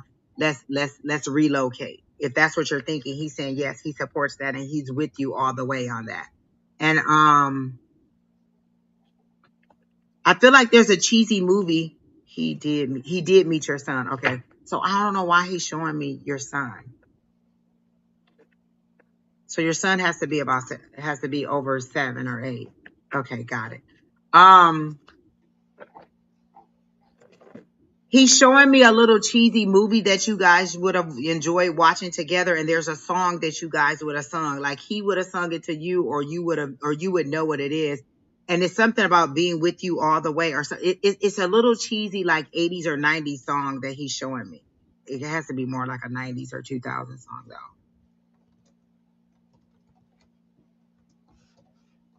But there's a little song that he would have sung, and it would have just made you smile, and it would have made you feel better. And now when you hear the song, or when you think about the song, you tear up or you cry. He is here, and he is saying that he's still here for you. You need to know that he's still here for you, and that whatever dream job that you wanted, whatever dream, like whoever's around you isn't supporting what you want to do. Like I feel like you want to change careers, and they're saying, no, you're not, you can't do that. And he's saying, yes, you can do that. You can do that. It's never too late, and I can help you. Like he's ready to help you. Oh, okay. So maybe that's the little that he's talking about. Cause I'm like, he's showing me a little boy. There's the little boy that you adopted, does he have dark hair? Because he's showing me like darker black hair. Is that the little boy that has a darker blacker hair? Cause he's showing, and I'm like, why is he showing me this little boy? And is it a heartbreak? Is that what you were saying? Is that it was a heartbreak, and he's letting you know that they weren't worth it? He'll send you somebody better if you allow him, and you'll release that hurt, release all of that. Like he's making it seem like you just need a whole new start and to move on to another place, and that'll be okay.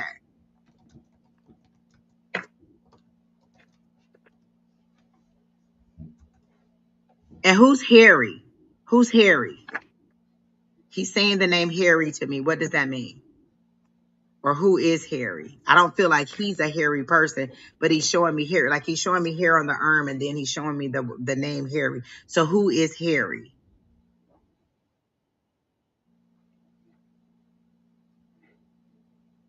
Yes, he does have darker hair. Okay, so that's the little boy he's showing me. He knows that you have the little boy. That's what he's showing me, because he showed me the little boy with darker hair. And I was like, well, why is he showing me the little boy? Because I said the little boy with darker hair is the newer boy.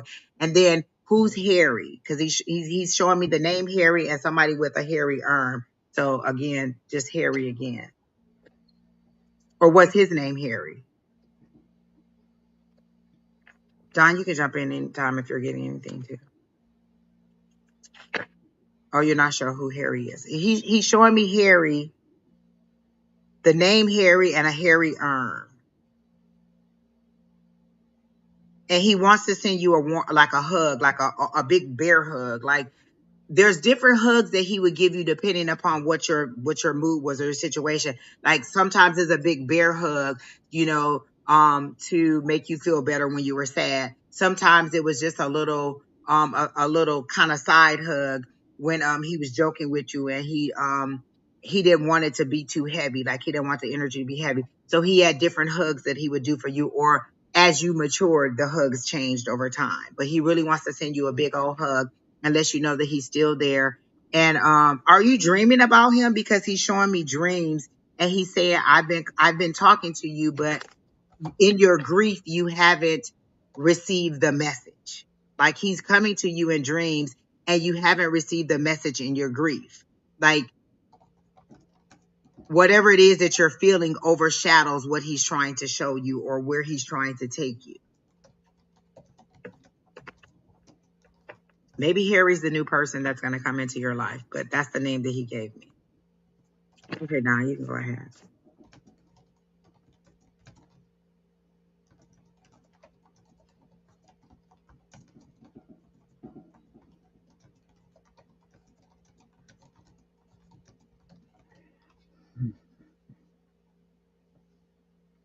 But we're still with Kristen. Christine. Christine, yeah. And her dad is the kind of like jolly guy. He's like short hair combed down, kind of neat. Big belly, very funny guy, loving guy. And is your mother part of one of your problems? Is she a bit problematic for you? Because I feel like it's interesting, as much as the energy I'm picking up is your father was the consoler. He brought people together, but I'm feeling like there's a woman, and it seems to be the energy of your mother who creates division. And is that part of what you're going through right now? Is there a mother or a mother figure, even maybe an older sister? Because I'm getting mom with that, and I'm getting division and not consolation, or whatever you call it, consolidation. I'm not sure. Anyway, the point is that um, does that resonate?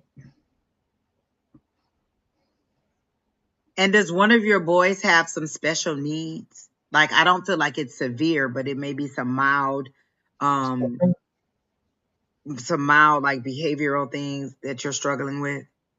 Your Oh, he mom. just okay. Yeah. Yeah, I Yeah. saw that too, which makes the kids again. It's added. Yeah, no, I saw that. Yeah, sorry to hear that, Christine. But I you've just got, want to give her a hug too, Don. Oh I my God. know, I know you got you. Sometimes you have to.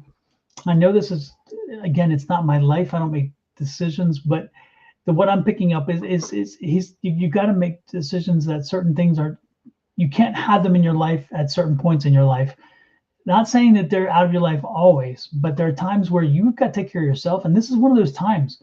I mean, again, you've had a rough run of it, and this person doesn't really, she's not bringing as much value to your life as she's bringing other problems for you. And you're a mom now. You got kids, you've got folks, and one's on the spectrum, as what you said. Yeah, I'm not surprised. Absolutely. Yeah, yeah, Angie, you must be psychic, I'm telling you. But sometimes you got to focus on the kids. That she she she's her responsibility to you is yours to your kids, and you don't want to make the same mistakes that she's doing. So make sure that you focus on your children first. They come first and foremost. And if your mother's relationship with you is not helpful to your relationship with your kids, if it's detrimental to what you have, time, energy, and emotion, your bandwidth of time and emotion energies for your children, then mama's got to be on pause for a while. And because mama needs to understand that, as you would hope she would be the mother to you, you want to be that mother to your children. Okay. And if she didn't mirror for you good mothering, you picked it up somewhere, because I'm getting the energy that you are a good mother. And you can't allow anybody, even your own mother, to impact your mothering with your children. So keep that in mind. And I think that's kind of where he's the energy that he's sending to us is like, you take care of you right now, because you have an obligation. You brought some lives into this world. You adopted kids, whatever. You brought them into your world. You're responsible. Take care of them first. Put them first. They come first. And your other relationships with your parents, your brothers, your sisters, they're important, but they're not as important to the obligation when you committed to being a parent. What's the New Jersey connection? He keeps showing me New Jersey, and I'm really cold. So what's the New Jersey connection, Christine? Are you wanting to move from New Jersey? Are you from, like, he's showing me New Jersey?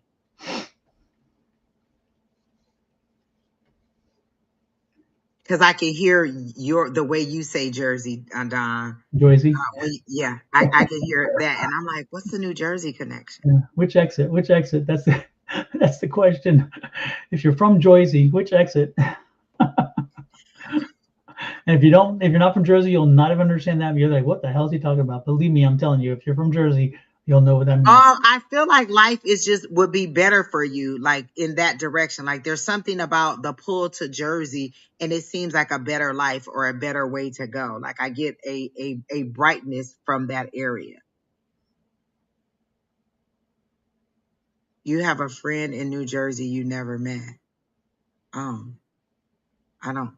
Online friend? Is that what you're saying? Because that's why you never met them in person. I'm guessing you're saying you never met them in person yet. Right. Because I get a pull to New Jersey, and they're showing me a better life in New Jersey. So I don't know if this person has ever invited you out to come there or whatever, but I feel like you'll get a better life in New Jersey. And I don't know if the schools there are better for because the first thing they showed me was that there was some issues with the son, right? And then they showed me school, like maybe there's an issue with the school not meeting his needs. And then I saw then I got the New Jersey pull. So I don't know if the school system is more receptive in the Northeast to that. But they're making it seem like New Jersey would be a better life for you. And then they showed me the son and the school, like there's a better school up there or something. So, there is a New Jersey, online friend, yes. Is this a male friend? Because I get the pull to New Jersey, and like he's showing me that that's the direction you need to go, or something you may need to consider. Mm-hmm. So that's what I got for Miss Christine. Yeah. Well, Christine, stay strong. Know that you're going to get through this, but you've got to make choices. You've got to start making decisions on what you want your life to be and who is in that at this moment. And again, you don't have to make children. You don't have to make decisions forever. You just have to make decisions for now. And sometimes it means putting people on timeout or a pause or those kind of things. And when you are in a different position down the road and other things are lesser priority, those things will change. But for now, you got to take care of those kids, and you got to make sure Oh, man. you got to make sure those kids come first. And the environment they're in is super important, and they don't need to be around stuff that's just not healthy for them. Yeah. And I feel like this male friend is like, you're not sure if it's real or not, but since he gave me the New Jersey connection and the sunshine is coming from that Northeast area, I'm believing that he's saying that that's the better way to go. Like Jersey is the way to go.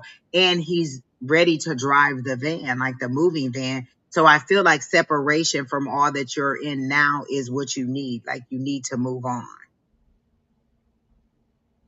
So that's what I'm getting. But that's all I got for Miss Christine. Who you want to do next time? You're welcome, Miss Christine. I hope things get better for you. And I feel like they show me like the the wheels, and like if you had like a like, you know how on a 10 speed they show you the gears moving, they're moving very slow.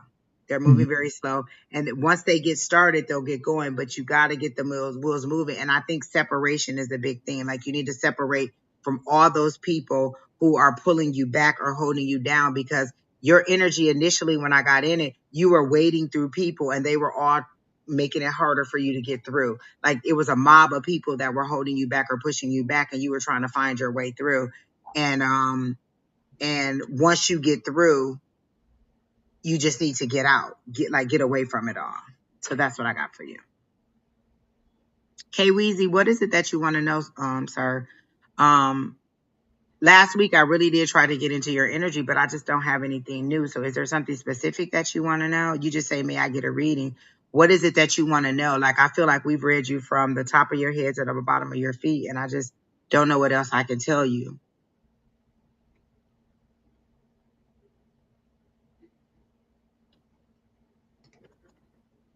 Who else do you see, Don? I like Christine. I like her energy.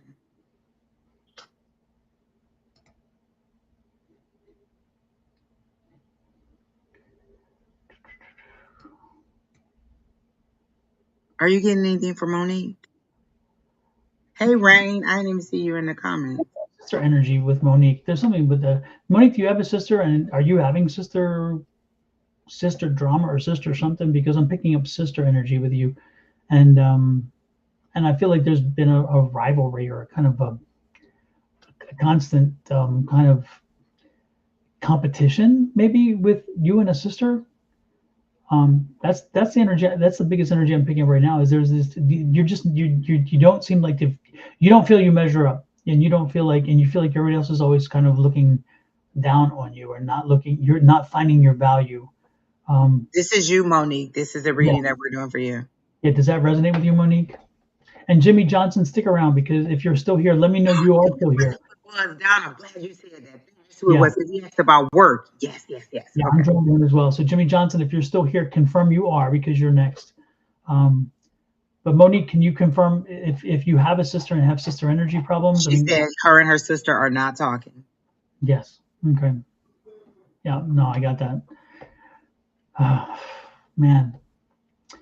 That's a complicated situation too. And I hate that. I don't mean to be casting dispersions, but some of that fault is yours, and I think you know it, right? I mean, it's not just her in this situation. I wish I could lay it off on on her only, but um, yeah, yeah, I understand. But unfortunately, you play the same game. You buy into the same game, and you kind of you both have, you've created this culture over time, and so part of it is again you allowing it to happen and be part of it, and then you react in a way that you know you're going to react, and then they react, and so it's like this vicious circle, and you've got to break the circle. You got to do something.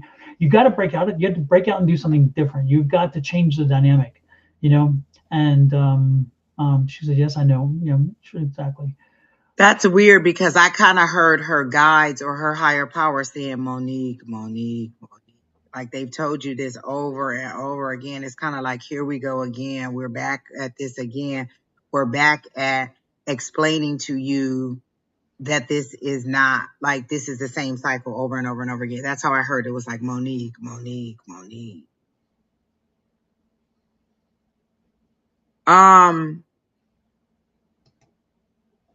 I feel like you've had some great employment opportunities that you've either lost or let go because of like drama, like because they're showing me I have a cousin. He's always been in some kind of trouble, but he always got great opportunities. Like he would always make good money. Like I'd be like, dang, how you get a job like that? I went to college, got a degree and blah, blah, blah, and I ain't got a job that good. But he always kept getting great opportunities, but he kept losing those opportunities doing just unnecessarily things in his life or making bad decisions in his life. And they're showing me like you've had opportunities and you've had a good run with things, but it would always be something that you would let in your life take you off of your off of your game. Like you would be moving in the right direction, things would be going good, and you would let some little minor thing pull you away from where you were supposed to be, and then you're starting that cycle all over again. And so it's kind of the woe is me, but how did how did I let this happen to me again? How did I let this woe is me happen to me again? And they're saying you have to recognize the pattern and the participation that you have in it in order to create a better life for yourself or do better things for yourself. Like you can't latch onto all of the negative things that are happening and then just be like, well, look how bad I've had it. I get it, and we're not diminishing anything that's bad for you, but they're saying you have to take accountability for the things that you've played, the things that you've allowed to get you out of the right frame of mind that you need to be in to move forward. Hey, angels. Hey, Angels, good to see you in.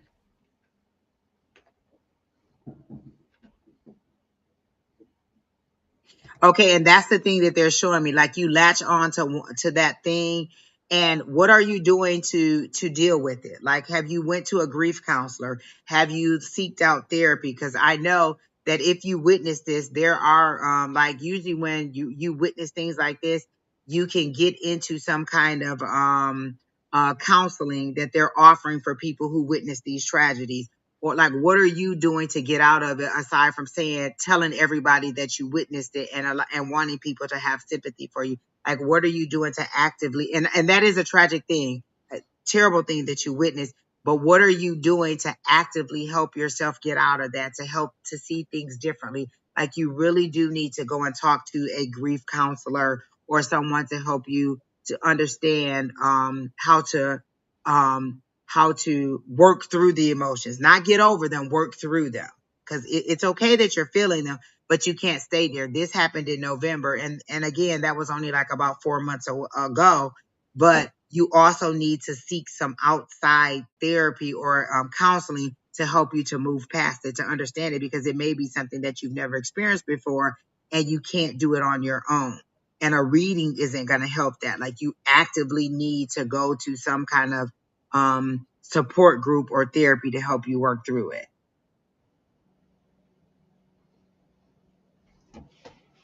Kay Weezy, you've asked us numerous times if your loved ones are around you, and every single time we tell you your loved ones are around you. Every single time, I feel like we're telling you the same thing every time. Is my uncle around me? Is my grandmother around me? They're all around you. They're always around you. But you want to know specifically, is she here to give you a message? And I think last week I told you the same thing, that I didn't get a message from you. And I'm not being mean. Like last week I said, if you want your grandparents to come, ask her to come in and talk to us, and then we'll talk to her. Or I can't make her come in. If you want her to come in, you can say, hey, can you come to them so they can read for me? But you ask all the time, are your loved ones around you? And we tell you all the time, your loved ones are always around you. Are you receptive to the messages that they're leaving for you? And I'm not receiving one. I won't shut it down, but if she comes in, I'll try to get something for you. Miss Monique, there is another opportunity that is coming up for you. But again, are you going to really look into it? Like, I feel like you know somebody who just got a job and they're going to hook you up with getting a job. Because are you unemployed? Is that the issue, Miss Monique? Or you're looking for a better opportunity? Because they show me a chain. They show me you know somebody who just got a job, and this person is going to help you get a job, and it's a good job. It's the kind of job that you're like I feel like you need to be busy. And when you're busy doing things that you enjoy, you don't seem to get into so much drama and things from the past. And so you really need to stay focused. So I feel like something is coming for you. Like it's the friend who got the job, who'll tell you about the job, and then you'll apply for the job and you'll get it. They're telling me to tell you to be mindful of the testing that they'll do for the job. So be mindful of the testing for the job. But I feel like an opportunity is coming for you. I hear April for the opportunity to come up. But it is coming, and I want to say it's a male friend who's going to tell you about this opportunity. Along the lines of things that you would like to do. And this time, don't let the things of your life take you off. Like, don't let an argument be like, well, I'm not going into work today, or you have a bad attitude when you go into work, and then you're kind of rough edges to everybody at work. Like, you got to stay focused on it. So I feel like an opportunity is coming. I feel like it'll be around April. You may get the information in March. I don't see anything happening in February, but I do feel like you'll get the information in March. And then by the time the process is all done, it'll be around April 15th, because that's the time that they're showing me for April. And that this will be a great opportunity, and don't let this one fall by the wayside. So there is a job. You just got a job offer. Nope. I feel like another opportunity is coming up. I'm not getting anything from the little boy or from the person who got shot or killed or anything. But I do just get like that victim mentality for you, and getting out of that and proactively staying in the mindset of moving forward, and not letting people just anything just seems to kind of get you out of character. And they're saying, no, if you want better, you gotta stay focused on what better is for you. They're short. You're saying you just got a job offer, but I feel like another male is going to tell you about this new opportunity, and you're going to get it in April. So if you got an opportunity now, by all means, don't turn it down and go for it. But I feel like another opportunity is going to come in April, and it's going to be more aligned with what you like, the kind of money that you want to make, and something that's a little bit more steady, like long term. You're looking for long term and steady. So that's what I see for you, Miss.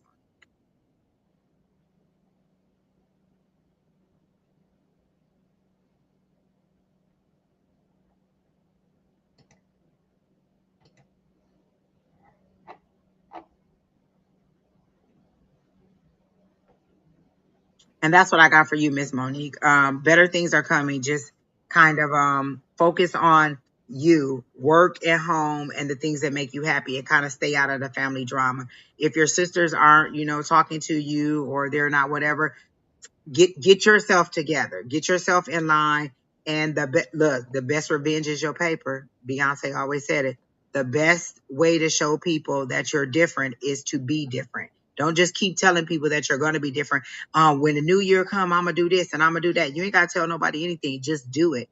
the best example of a change is the change in behavior, seeing you do things differently.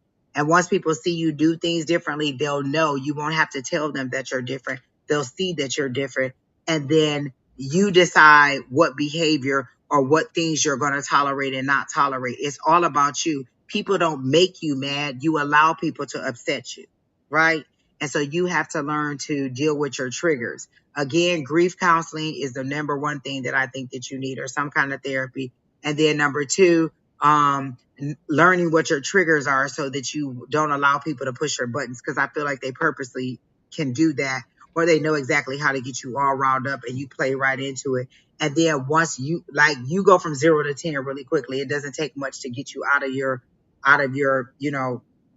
to get you upset. And then once you do, you go real low. Like you just let it all fly. And it's just you being not even a bigger person, but a better version of you. So I feel like the job is coming. Again, another job is coming in April, and it'll be a better opportunity for you money wise and just longevity wise as far as an opportunity. And you can make some moves, because I feel like you want a new apartment, like you want to upgrade your apartment and you want something better. Like, I don't know if you live in a 1-bedroom and you want a 2-bedroom, but they're showing me 2 bedrooms. So a better apartment for you, most definitely. And you just needing to recognize that it should be more focused on you and you moving forward and being a better person. So that's what I got for Miss Monique. Cool. And she want to know, do you get anything for her, Don? I already gave her all that I had. Didn't I? I think I did, right? Yeah, no, Monique, I gave you everything I got. So I think she was hoping for something from the little boy on the other side, or I don't know, maybe, I don't know. yeah, I'm not picking up any energy. But that's good news for you, However, Miss Monique. I hope you like that. exactly. Yeah. Oh, yeah. And if you are in the okay. If you're in the Phoenix metro area this week on Friday, join me at the Cosmic Connection in Peoria. Miss Susan and I will be having a conversation about mediumship and about our book that we wrote. We start from 10 a.m. and we'll go until about noon. We're going to talk about mediumship. We're going to talk about how you are also born as a medium. It's in you already. You just got to develop it and just kind of open it back up because you're born with it and that kind of stuff. And just kind of, and also probably doing mediumship reading. So if you like a free mediumship reading, your chances of getting one at that event would be nice and be pretty, depending how many people show up, because then it's going to be there. So if you have a chance, pop one over there. And while we're at it, I just want to also plug my book, my first fiction book, and it's about the character is someone who was very dear to all of us at one point until she passed.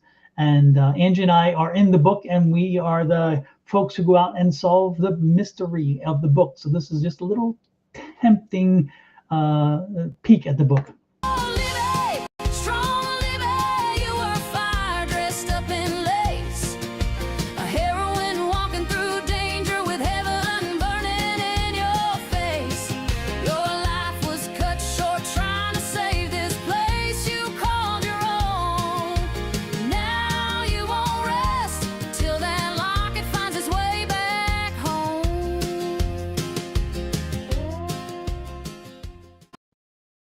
Angie, I've been looking for your the birthday song, because it's not in my records here. And I've been trying to find it to play it for you, and I can't find it. I'm like, I can't believe of all the times to not find it. We got a couple weeks done. That's okay. We'll have it next week. So I'm going to have to go through and maybe even have to create a new one if I can't find it. But I will do it. I'm telling you. Because are you the drama? Yes, you can. Am I the drama? Could it be me? I am the drama. Hey, Weezy, did we confirm that your dad is on the other side? Because I feel like your dad is here. I don't feel like your grandmother's here. I feel like your dad is here. And he's saying and again, I feel like the last time he came through, he said this, and this is his, boy, what the hell are you doing? Like, I feel like you're making bad decisions. And he's like, this don't even make sense. Like, why would you do that? Why did you think that's a good thing? It's kind of like you're making bad, I don't know, like somebody told you, like the way that they're making it seem is like somebody told you, like your bill was $20, but you paid $50 and you don't even know why you paid the $50. Like, it doesn't make sense. Like, he's saying you're making mistakes that are unnecessary mistakes. And then you're looking bewildered as to like, oh, how did this happen? And he's like, you know what happened. You knew there was a bad decision. And so I feel like your dad is here, but in the capacity of what the hell are you doing? Like, why are you making these bad decisions? I don't get a grandmother energy. I get a strong male energy saying, hey, you need to focus on um moving on, like on the decisions that you're making. You're making bad decisions, and not necessarily career wise, but just in general. Like you're making bad decisions, and he doesn't understand why you're making these bad decisions. Is this true? Like, are you, your dad is in heaven? Okay, so do you feel like you're getting in situations or having a series of bad luck? And he's like, okay, well, think about the things that you're doing. Like, why would you do that? Like, why would you um um like, I don't know, like, why would you go outside with no shoes on in the snow and then cut your foot and be like, oh my gosh, how did that happen? Or why would you walk out like you're making ridiculous mistakes that you shouldn't have to make? Or like, if you used a little bit more common sense or a little bit more logic, you wouldn't make these bad decisions. Like, I don't know what decisions you're making them on. And like, are you lonely? Like, he shows me you without a lot of people around. Like, you're kind, like, I don't know if you've isolated yourself or people have kind of isolated from you, but you seem to be like kind of by yourself, like in a room by yourself, not knowing exactly what to do or what direction to go. And you're feeling really, really lost. Like, well, what should I do? What can I do now? And like, you're not listening to, I don't want to say the advice that everybody else is giving you, because I don't feel like you're getting outside advice anymore. Like, your higher power, like you're praying, but you're not listening to the information that you're getting, or you're coming here and we're giving you advice and you're not listening. Like, it's like there's a disconnect between the information that you're receiving and you putting the actions to feet, like getting the things moving is how they're showing it to me.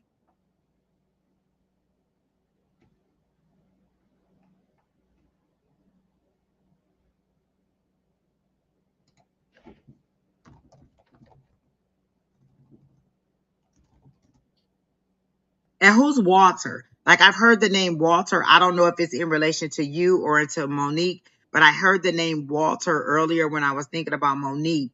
So who's Walter? Who's tied to Walter? Is that Monique or is it K Weezy that's tied to? You do say to yourself. So he does show me you by yourself in a room, like, and you're like thinking about what you need to do next, but you're not listening to the information. It's like you going and say, oh, well, what kind of gas does this car need? And we tell you that it needs, 93, and you go and get 89, or you go and make, like, we tell you exactly what to do and you're still acting like you don't understand what to do. Like, right? Like, you're getting the exact answer that you need, but you're not understanding the information. So I don't know if there's a problem with the way the information is being relayed to you, but there's a disconnect between what's being said and what you're receiving. Like, you're not receiving it correctly. I don't know what the music thing is. Like, what do you mean by my music? That's what I don't know what that means.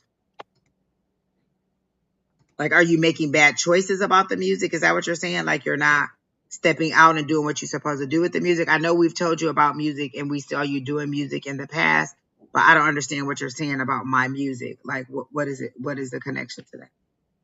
Arthur? I thought I heard Walter, but Walter, Arthur, it could be. But when we were reading that other lady, I heard the name. When I was reading the lady and we were talking about her dad, I heard the name Walter. So it is Walter or Arthur. I don't, a Walter. I hear him sometimes. You hear your dad sometimes. Okay. So I feel like you're not listening to what he's saying to you. Like, he's giving you advice and you're discrediting it. Like, I don't know, like it's not a real thing that you're hearing, or like it's your imagination. Like, you don't need us to connect to to these people on the other side. They're connecting to you and you're open to it. But I feel like you're discounting it. Like, oh, that can't be real. That can't be what they're saying. Like, and I don't feel like they're having a full conversation with you like I'm having with you. It's more like they're giving you little things, like they're saying, go here, go there, do this, do that. And you're like, well, why am I hearing that? Or why are they telling me to do this? Instead of just doing it, a series of small steps. I know I've told you that before. So if you hear somebody tell you to go and do it, you can question why they're asking you to do it or why they're telling you to do it. But you should at least lean into what you're hearing and not discredit it as something that is your imagination. Oh, your father's name is Arthur and he passed away.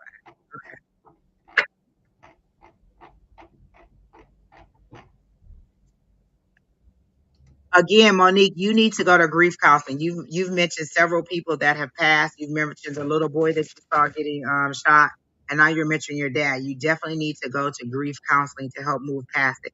I understand that it is hard, but again, I think you need to go to grief counseling to help deal with the passing of the people.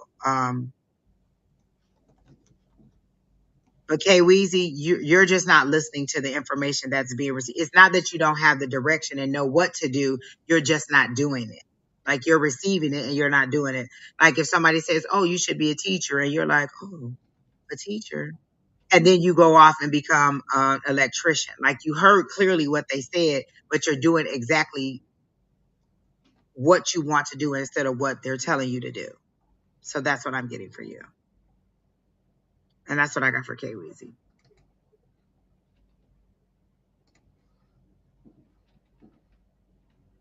No, I'm not getting a message from your from the Walter or author person at this time, Monique. Not right now.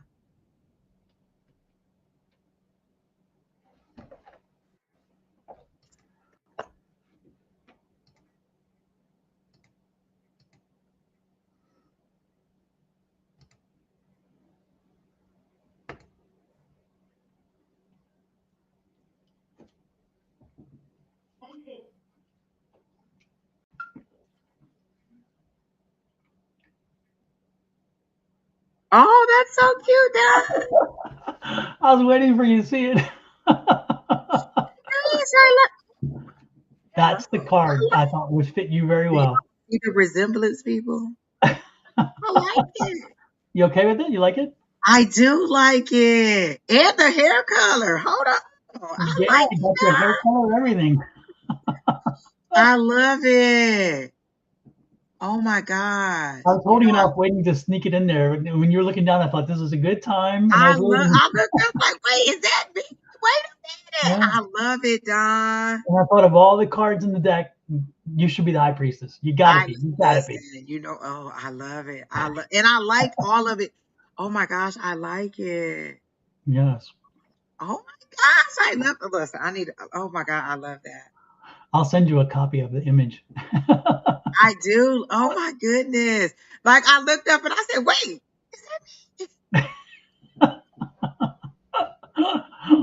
Oprah, if you're watching, Ms. Angie's made it to high priestess status. exactly. Kay Weezy, I feel like you're gonna have a dream from your dad tonight, and it'll be fine. And you'll get a little bit more clarity. You'll also get a like. I feel like it'll be like a father son talk to you because I remember him showing me you two sitting on the steps or something to do with basketball back in the past when I've read for you and your dad has come through. So he's showing me, and I mean you and him like sitting on the stairs, having a conversation when you were younger, and he felt like you he had your undivided attention when he would talk to you when you were younger, and now you're just not believing in it anymore and you need to. But I feel like he's going to come to you in a dream in the next couple of days, and things will be a lot more clear to you, and you'll actually hear his voice in the dream, right? So pay attention. So as soon as you wake up, write it down so you don't forget it. But he is going to come to you a little bit more clear. And he's saying the word devotion. So I don't know if devotion is to your music or to something, but you need to have a little bit more devotion to something, to your craft. That's the word I hear. Devotion to your craft or your skill. And so he's saying that you're just not giving it enough devotion. So that's what I got. All right, Don, who's next? Good question. Good question. Good question. I love that card. Y'all are gonna love Don's new tarot deck. Like, oh my goodness, I cannot wait to buy it. And not because I'm in it, but just because I think it's gonna be a beautiful tarot deck. It's coming eventually. It's coming, and again, it's exciting because I totally Yeah, didn't think about it, but yeah, I love it. for a little while, just I actually that. feel like that's also like it feels like a modern take on the desert, but also like an older traditional, not like an older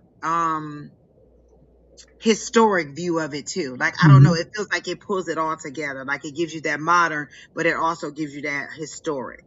And a little bit of that mysticism too, which is important Yes, to I love it. And you know I love the blues. Yep. Blues are just really royal and majestic for me. And that owl too. I think the owl is something. It's like it's that wisdom. The owl is that Yes, wisdom I spirit. love it. I was looking at the goat. I didn't even notice the aisle, and I love that moon because I like, I like that. Yes, I love Hmm. all of this. This is nice. I like your take on the high priestess. Thank you, thank you, thank you. Definitely love it. Jimmy Johnson, that's the person we were going to do next, right now. Yep, yep. He's still Okay, here. Good. Yeah. Super, super. okay. And Jimmy, you wanted your career reading, right? Um, did you just have an interview? Because I hear screaming like you got it. Like people are celebrating. Like you're telling somebody, oh my gosh, I got it. Like it's like you opening the mail and getting results in the mail. Like you're getting good news in the mail or in a letter form. So I feel like you'll get some kind of note, like a email or something, either telling you that you got the job or they want to move you to the next level or something like that, or that the interview is coming. So if you don't have a job, I feel like a job is coming, or if you just if you just had an interview, you're going to get that job. But good news is coming on the job front. And it feels like March, like in March, you'll start the new position or you'll get the better opportunity. But I definitely feel like something good is coming. And I hear screaming, like you're telling a lady and she's the person screaming because she's so excited for you and she's so happy for you. Like, oh my gosh, you've been waiting so long for this. So are you breaking into an industry or into something? Like, are you applying for something? Like, did you just finish like a certificate or school or something, and this is your big opportunity getting into the new field that you just graduated from? Because this feels like a new opportunity, like something you haven't done before, and it's better and it's exciting and it's something that you've been working toward. So maybe you just graduated from a program or something, and now this is you stepping into that opportunity. Is that true?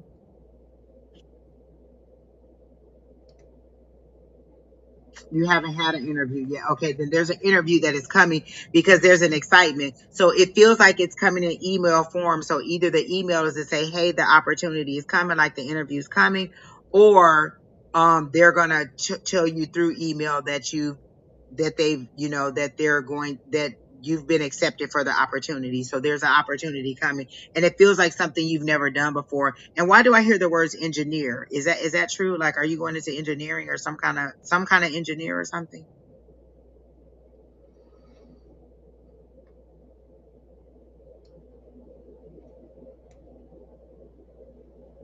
March. They're very serious about March, and March 12th is the date that they're showing to me. That's also my cousin's birthday. I think that's his birthday.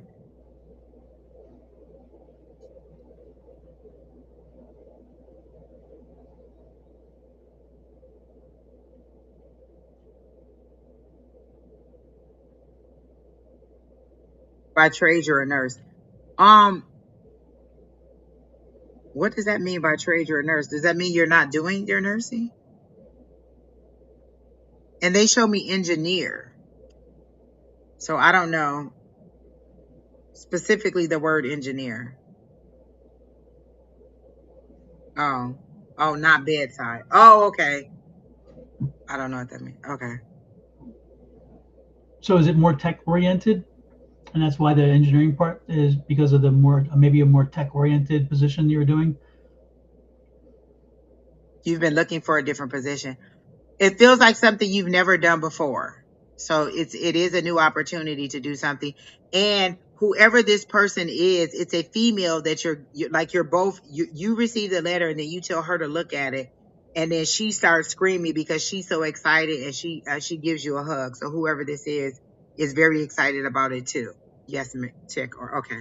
Okay, that makes sense. Mhm. So Jimmy, go ahead, Don. I could say what interesting what came to me um, was an energy of using your knowledge, but not as a nurse, but using your nursing knowledge is what I'm saying. And so something like it, and working for a device manufacturer, sales type situation, or even a drug sale, like drug reps, but more of a device sales, or something like a device service and sales with medical devices, in other words. So again, it's using your nursing knowledge, but being able to come back to the hospital and then use that knowledge to support a product or a service for a provider. And again, I'm getting more of a device, but it could, and you could try even doing like again like a drug rep. But I feel like it's actually again a product, and again, it's a device or something like this, or a process or a procedure for a way in which you provide care or something like that. So don't be surprised if you're drawn to that. Therefore, you're still got the nursing component, but you're not doing the nursing. You're using that nursing component in a different light. And they're telling me the off ramp is there. You already have an off ramp. Do you have are you working already with maybe in your capacity working with a company that has devices or something?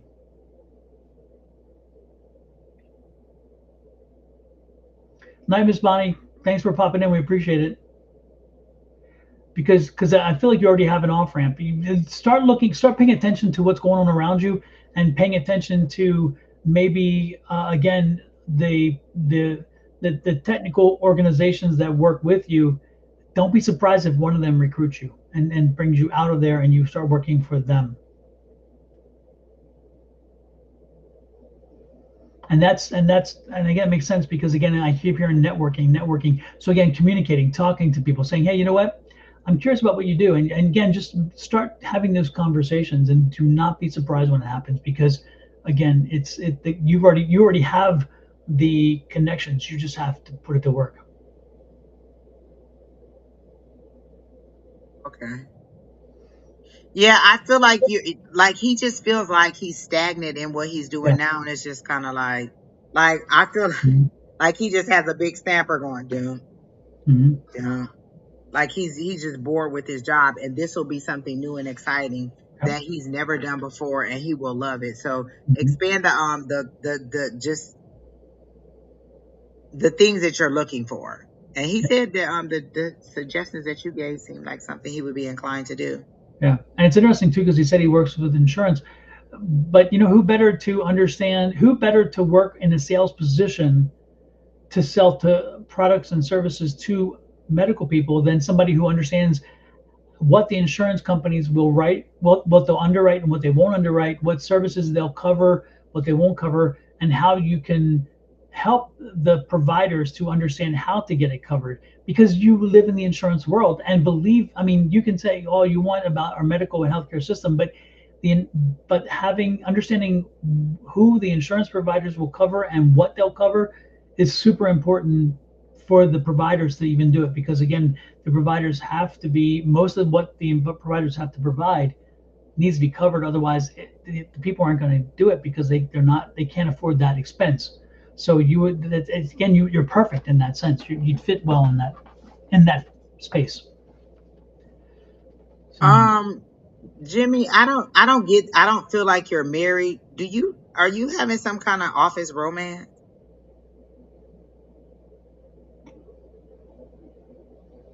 boom chicka bow pow. Like, I feel like the person that you're giving this information, that you do this celebration with, like, do you kind of like her, and maybe she likes you and you two don't know that? So are you having an office romance? I know that wild yes is to your question, not to my question. No, you're not married. And is there somebody at work that you're interested in, and maybe she's interested in you too? Like, I feel like you two work in close quarters, and you're both thinking it, but nobody said it.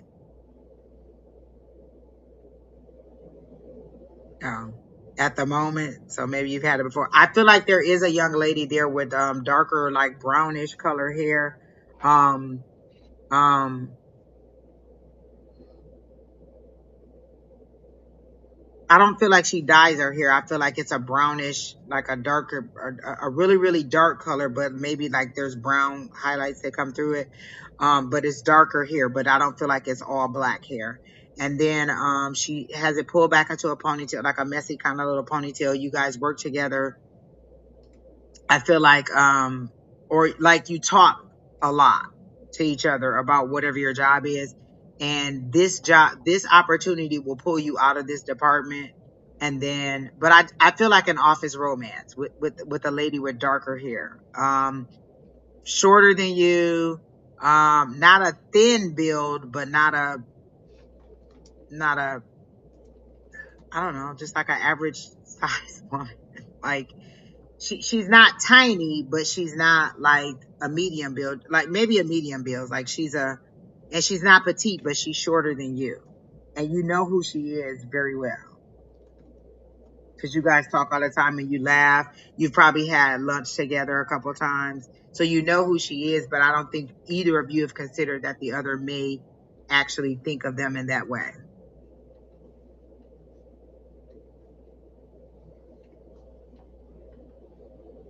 Oh, you like her thicker. Um,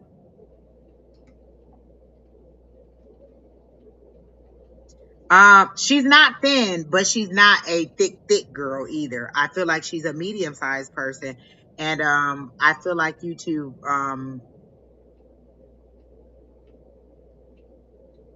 yeah. I just feel like an office romance is coming. You think I know him? Okay, there you go. Come back and tell us. But again, I feel like the opportunity is coming for you. Again, in March, I feel like you'll get that opportunity. And it'll come in an email. Like, you'll be reading the email either for the interview or for the to let you know that you've gotten the job. But the notification comes in an email, and you're really excited. And when you receive the email, you show it to this person, and then she's really excited for you, and you're really excited, and you know that this is your chance to get out, like you're being pulled up and out of this opportunity. So make wise decisions. And that's what Absolutely. I got for Jimmy Johnson. That was a good read, Jimmy. I like that. Absolutely. Good energy. Good energy there. All right, who's next? Who are you drawn to, Miss Angie? There was somebody who just said something about a job, or Rashika. Rashika asked to see opportunities, and then yeah. Did you have somebody else? No. I was thinking there was somebody else I saw about a job too. It's like job night because I keep seeing jobs pop up. And I like that. I love a career thing, because I love it. Okay. Shall we You're pick up? welcome, Jimmy. I hope that helped you out and gave you some direction. Like, cause I Mhm. feel like you're just like, oh my gosh, if I have to be here one more day. You don't have too many more days. Okay, Miss Rashika. But be open to outside the box. That's the important thing because I don't see you staying. I see you doing something different. So be open to outside the box and do the networking. That's how it's going to happen. Okay. If you're a nurse, why you don't want to teach? Like, you don't want to be an instructor or anything like that? I don't know. All right, let me see what we have for Miss Rashika.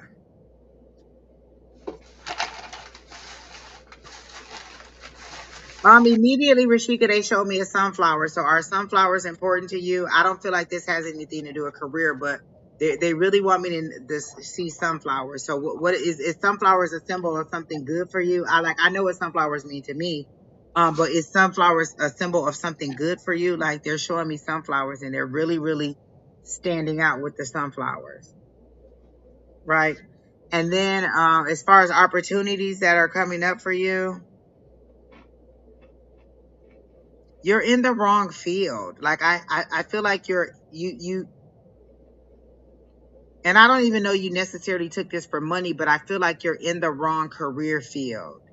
I don't know how you got into it. Like maybe not necessarily that you were forced into it, but I just don't feel like this is what this is where your heart is how they're showing it to me. It's like whatever it is that you do, you don't really necessarily want to do it anymore. You want another opportunity and you just don't know how to break out of what you're in to get into something else. Sunflowers are your favorite. Okay, perfect. But when you see sunflowers, do you feel like that's a confirmation? Because they made it seem like sunflowers are very significant. Like when you see a sunflower, you know, oh, this is a good thing. Or this is a confirmation that what I asked for is coming, is how they're making for it. Or it reminds you of your grandmother. Perfect. Okay. And um opportunities. I don't get any opportunities. I do get that you're in the wrong, like whatever you're doing, you don't like to do. Like not necessarily that you don't like it, but it's not it's not your passion. It's not what you want to do. It will kind of be like, um, somebody who went to school to be a doctor because their parents wanted them to be a doctor, but they really wanted to just be a teacher, like a high school teacher, something like that. Like your heart isn't in it, right? Is that true? Okay, that's true. Um, does what you like have to do with creativity or art? Because they show me you creating stuff and it feels like paintings or drawings, or you using your creative side. Like that's what you really enjoy and you're not doing it with it. Like, um, and they're showing me a rainbow. So like, I don't feel like you paint, but creative is where they're showing me. So do you sing? Is that what it is? Like you want to sing, but you don't know how to get into singing? Is that it? Or do you write music? Is that the creative thing? You write music? You don't like your boss. You definitely don't like what you're doing. Do you write music? Because it's something creative. And then I heard singing, but I don't feel like you sing either. So do you write music or poetry or something like that?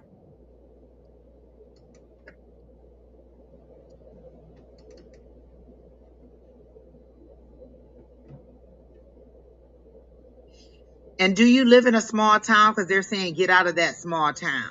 Like you're bigger and better. Like you're bright lights in big city, and maybe you're in a smaller city and you need to get out of that small city and into something bigger. Is that true?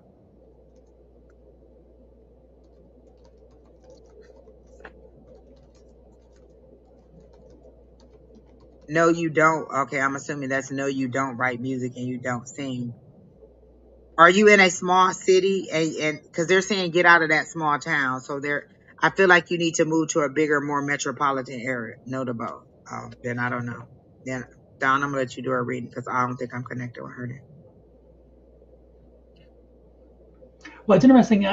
One of the first things that you mentioned was that the sunflower, and I saw a child with the sunflower on the side of her head, and so I was wondering, are hmm, are you? But it's interesting because I'm not sure that you have a child, but it's like, do you? But then again, where's this child energy coming from? So do you have a child, or do you, or when you were a child, did you wear a hat with the sunflower on the side? Do you have a picture of you with the sunflower on the side? Because I'm seeing this child for some reason. It's a very much of a part of the reading because it's like an influence or an energy. And so is if it's not you and your hat when you were young.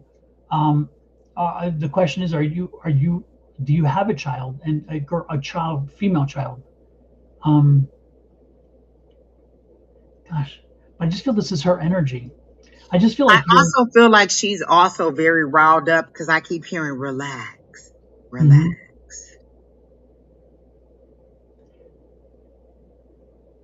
But it's are you stuck in everybody else's image of you? Are you stuck like you haven't you can't get out of what everybody else sees you as? It's like for some reason you can't get beyond that or something like that. Um, because again, I'm being stuck with this child with a child with the big old. I mean, the flower is about as big as her head. You know, it's like it's one of those obvious things. So if you knew what this was, you would have already picked it up. And again, I it's think more she's than a little bit behind because she said that's fine, and I think she was saying that's fine to me, saying that I'm not in her energy. So I think she's okay. about 30 or 40 seconds behind. She don't have children. You played in sunflowers at my grandma's, and I won as a kid. Okay. Well, I'm again. I feel like so the energy is you're stuck with everybody else seeing you as this younger person and this child and this their image of you, and you can't seem to get beyond that. But you need to find your own voice. You need to find your own space. You find your own self, and you need to and until you do that, you're not going to be able to move on, because again, you're allowing yourself to be pigeonholed. You're allowing yourself to be put into this box and having everybody see you as they wish to see you, and you've got to now make them see you as you want them to see you, as you want to be.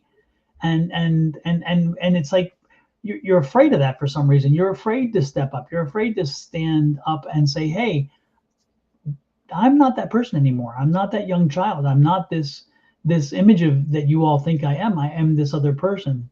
And so again, you're trapped in that moment of in the field of flowers and in the grandmother's image. And have you gone to school? Have you gone to college? I mean, because it's like, have you stepped up to step out? My next question was gonna be, did you go to school for something that you're not doing? Like, I feel like maybe because they show me a book in her hand, but I don't feel like she's doing whatever she went to school for or something like that. Like, you're educated in something, but that's not what you're doing. For Lee, the Steam Pup, the other chat that we're reading, we're on multiple platforms. So we're using Restream. So we're on Facebook, YouTube, and Twitch. And we're on multiple, like we're on Don and My's YouTube, we're on Don and My Facebook, and we're on Don and My's Twitch. So we're on both of them. And so it's about 6 or 7 platforms that we're all in at the same time. And the chat comes through for us so we can see all the chat, but you can only see your chat.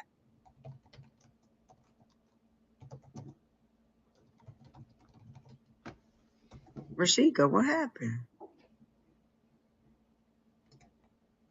She Did we lose does her? want. I don't know. I forgot the question you just asked her. Oh, we were asking her about school. Right. Yeah. Yes, I've gone to college, but stuck in applying for grad school.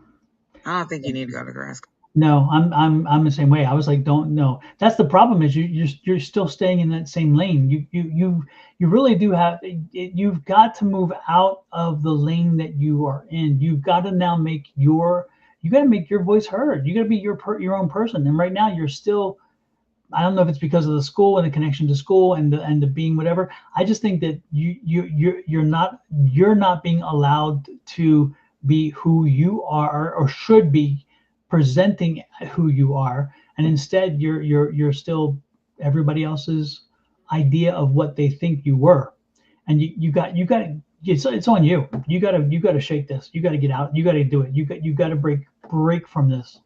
And if it means not going to grad school, or maybe again doing grad school with work or something, you've I just see you moving into a career field, and therefore setting, I am somebody new now. I am somebody Unless new. you're going into like psychology or therapy or something like that, where you may need that master's. I don't see a grad school being the right move right now. I'm not getting that as the right move right now. Mhm. And then the other thing I was gonna say was shoot.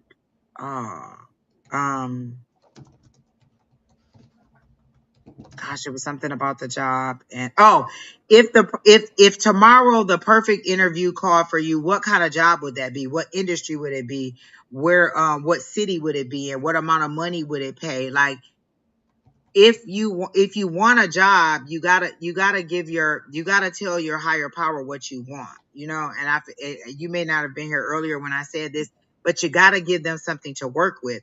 What is it that I'm going to provide for you that you're not telling me that you want? Like, what kind of job would that be? Tomorrow, if HR is calling you tomorrow, what career are they calling you for?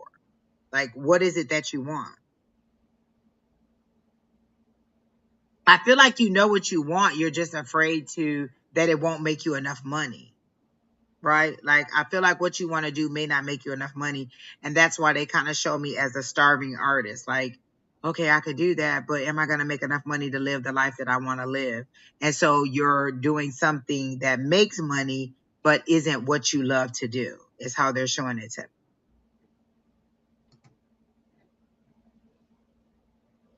And I don't know that a reading would tell, like, because I feel like if we tell you, oh, you're supposed to be a blah, blah, blah, you're going to go and look to do a blah, blah, blah, because you think that's what your higher power is telling you. And I think that what you need to understand is this is a co-creation. You tell your higher power what you want, and then they help you to move in that direction. But you got to give them something to move you to. Saying I want a better job, or I want a different boss. I mean, you can get a different boss, but is it going to be a better boss? Is it going to be a better job? You have to be specific in what you want. I want a job that pays this in this industry where I work these hours, daytime, nighttime, at home. But you got to be specific, right? If I told you I was going to give you a house, you would want to know, like, I would hope that you would be like, oh, okay, I want this many bedrooms, this kind of, like, you would want to know since you're a social worker. Ugh.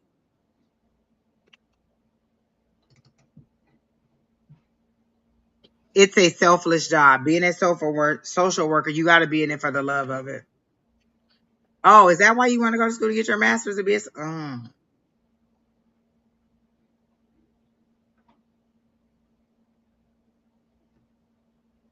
Well, if you don't like it now, getting a master's in it, how is that going to make it better? Like, you just going to be a master's, with in an industry that you don't love. I don't feel like you love what you're doing.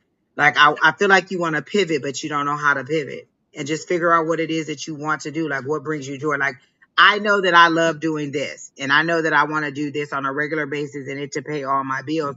But until then, I still have my Monday through Friday job, and I do this, on Wednesday nights with Dom and on other opportunities, and I do personal readings, but I know this is what I want. And again, it doesn't pay the money that I wanted to pay, but I'm moving toward that dream because that's what I want to do in addition to or in place of what I do now. So I'm letting my higher power know this is what I want to do. Show me how to make it, pay what I needed to pay. I'm sorry. Bonnie Lafferty said I need to work on my. Listen, you ain't never heard of Fix Your Face, Angie? Listen, Bonnie, they tell me all the time, fix your face, fix your face. And I've learned to be a little bit better. So what you're seeing is a very toned down version of it. Definitely. Yeah, when Kina used to moderate for us, Angie was always warned by Kina, fix your face, Angie, fix your hair. Because I would be like, oh yeah, you could read exactly what she was thinking. okay, so Miss Rashika, you said you want to help people. There's a lot of ways you can help people. You could be a doctor, you could be a nurse, you could be a teacher, you could be a coach, a career coach, you could be a fitness coach, you could be like, there's so many different ways you want to help people. That's not specific enough. I want to own my own business and help people. How do you want to help people? Do you want to be a physical therapist and help people get back on track? Do you want to be a teacher and educate people? Do you want to be a counselor and there's different counselors you could be. Like, I was the housing counselor. I helped people get into housing. I also helped people get into drug rehab programs. I helped people get their educational things. So what kind of help do you want to help people do? You can help people walk across the street as a crossing guard. That's helping people. What is it that you want to do to help people? And what kind of business do you want to own? Have you even thought that far out, like how you want your business to go? Do I want to work do I want to work Monday through Friday? Do I want to work, do I want to do big conference? Like, what is it that you want to do? Right. You got to be specific on what it is that you want and how you want to do it. Because again, All those are different ways that you can help people. Like we're on here right now helping people in a different capacity than a teacher would, or that a doctor would, or that a nurse would, that an auto mechanic would. These are all helping opportunities. How do you want to help people specifically? And what does that look like day to day? Does that look like I am in my own brick and mortar? Does that mean that I'm doing it online through Zoom? Does that mean that I'm setting individual appointments? Does that mean it's a group activity? Does that mean I'm using social media? How am I helping people, and what does that look like? You got to see it for you to start working toward it. Like you got to at least imagine in your mind what that looks like, right?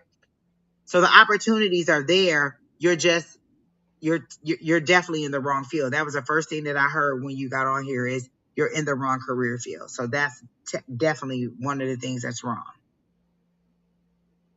So that's what I got for Miss Rashika. Yeah. And I feel like she wants a little bit more solid of an answer, and I don't have anything except for. Well, as somebody who's had a number of businesses in my life, I will never dissuade anybody from doing their own business. Because I believe that is, it's a lot of work, it's a lot of energy, but man, the reward is amazing, and it's wonderful to work for yourself, because when you mess up, you only have one person to blame. When you do a wonderful thing, you celebrate, you give credit to the one person that. So I will tell you that definitely, if I were to, anybody ask me, do it, hell yeah, I've done it for years, and I believe in it very much. So do what you feel compelled to do, but do it. Oh, that is a good idea. You may want to look into grants that'll allow you to do that. That'll allow you to set up a village like that. I want to say I've seen. Do we have something like that? Like where they were building? No, that's not here. I want to say I've seen something like that. Also, Don is a person who's been through many careers. Like he didn't get stuck in one thing. Don has done many careers, not jobs.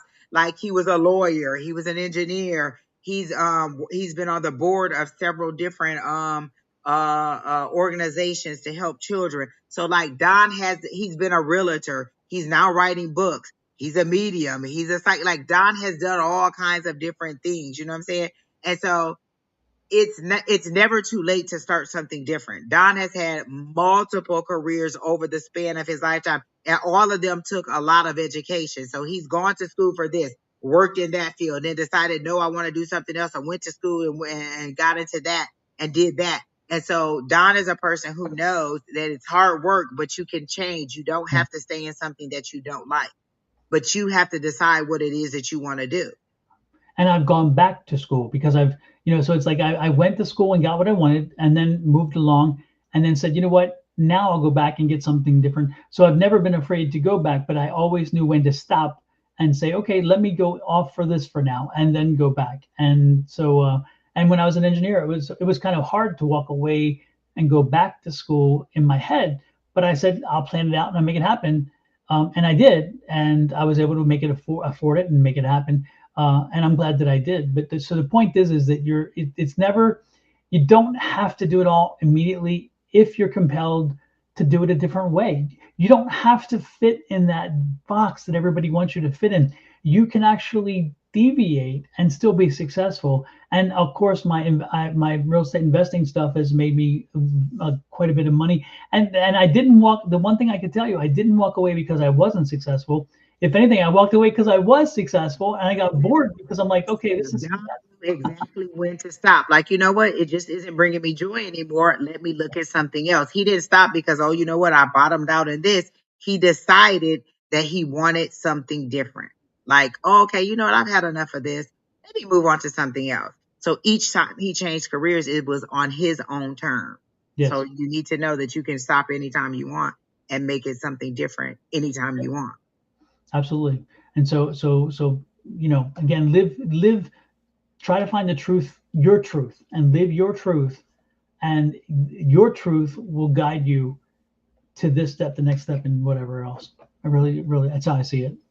At least that's how it's worked in my life, and I have no complaints. You're right, Angie. Exactly. Exactly. On your terms. On Oh your my God. terms. Yeah, Yeah. absolutely. All right. Well, Miss Angie, I think we're about done. We've been out with this for almost 3 hours. Lord have mercy, this was a long one, but it didn't seem like 3 hours. It You didn't. know? It was like when we got to like the 2 hour, 2 hour and 15 minutes. I was like, dang, it's already been 2 hours because the readings were nice, Yeah. and they were like people were open to what we were saying, and I love it. I love Yeah. helping people. And we appreciate you all bringing your energy in and sharing that with us because that opens it up. I wish Jessica would have been here because Jessica had, again, Catherine had such a message for Jessica M. And anybody out there know a Jessica M who has a past person named Catherine? I feel like it's a mother or an aunt that passed, or maybe even a grandmother. But it's like I think it was a mother. But yeah, and again, she was like a cafeteria worker in a hospital. That's the energy I got, and also a dentist was attached to it, so a named Dennis. So if y'all have anybody who fits that category and fits that energy, let me know because I know she was here, and whoever she was here for was here, and maybe left early. I don't know, and that's the sad part is sometimes that happens. Anybody that we didn't get to, don't think that we ignored you. We just are pulled to some energy. And before I start the readings or before we set the live, I always ask my guides to send me the people who really needed a message and to help me to convey that message to them. We're on Wednesdays at 6-ish Mountain Standard Time.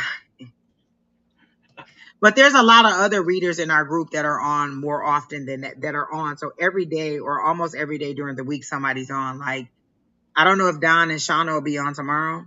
No. Nope. But Friday night, Miss Bonnie will be on, and she's on at 5 p.m. Mountain Standard Time. So Miss Bonnie and Jess will be on. And she's the love goddess. And if you have love questions, but she'll take any questions, whatever question you Yeah. have. So Friday night, starting 5 p.m. Mountain Standard Time. And then I don't think we have anybody Saturdays because Miss Susan isn't going to be there this Saturday. No, she's only one Saturday a month now. The first Saturday of the month. And then Sunday, Miss Bonnie will be back on again. I'm not even gonna tell you the time because I'm not good at it. I want to say 11 a.m. Mountain Standard Time, but that may not be true. And then But again, if you get the QR code or you go to Miss Bonnie's page, Your Love Goddess, and subscribe to her, then you can catch her. And then on Tuesdays, Miss Julie's back on. And she's also on Wednesdays, and she does readings on those days too. And then on Friday, so Miss Julie's on a lot, Tuesday, Wednesday, and Friday. So if you follow Miss Julie on Love Riot Warrior, you can get her 3 days a week. But me and Don will be back Wednesday at 6 p.m. Absolutely, positively. Exactly. Like, Good whatever. night, Weezy. I'm glad you hung in there, and I'm glad your dad came through. Again, he will be coming to see you. So, I feel like you'll connect better now that if you just open up a little bit more. Absolutely. And before we go, I'm going to do one more plug for my book, The Silence Too Loud. This is the longer version commercial. Here we go. In the abandoned halls of the Jerome Grand Hotel, something never stopped whispering. Libby Groves had a secret, one worth killing for. Buried in an old gold locket lies evidence that could expose a deadly truth. And now, one medium is about to uncover what the living tried to hide, and what the dead refuse to forget. Every spirit has a story, but some won't rest until justice is served. A mystery woven in shadows, lies, and the voice of a woman gone too soon. A Silence Too Loud. Love it. Available now. And that's my psychic medium murder mystery. And again, Angie and I go on a quest to reunite Libby, who is the character in the book in the front there, with her locket and bring justice to her murderer, therefore giving her an opportunity to cross over that rainbow bridge. So check it You out. guys need to read it just because you get to see a different side of Don. Like as you read the book, you're like, this is Don. Like it's a totally different side of Don, or a totally different like voice. You'll love it. You'll love it. I'm telling And I you. had to, it's interesting. Thanks for mentioning it too, because I had to work hard because I've always, as an engineer, I've written proposals and drafted projects and outlines and stuff. And as a lawyer, I create legal documents and legal demand letters and court filings. Very, very different kind of writing. So I had to really focus on how I can make to do this because I don't write like a fictional writer writes, and so it took me a while to find the voice, but this voice was and again Easy reads. The books aren't that thick. It's an easy read. You can easily get on an airplane ride, for a couple hours and finish that book right on up. Get in bed with a nice warm cup or something, glass or something, and just battle right on through it. It's funny, it's entertaining, and you're like, wait, is there going to be more? Is there going to be a part two? So you'll definitely like it. Like I'm telling you. And again, this is as much like the books are not expensive. They cost less than like a Friday night, a fast food Friday day. Yep. Like, So this one cost, I think, $14, just yeah, $14 very on Amazon. very inexpensive, very very affordable for you to read.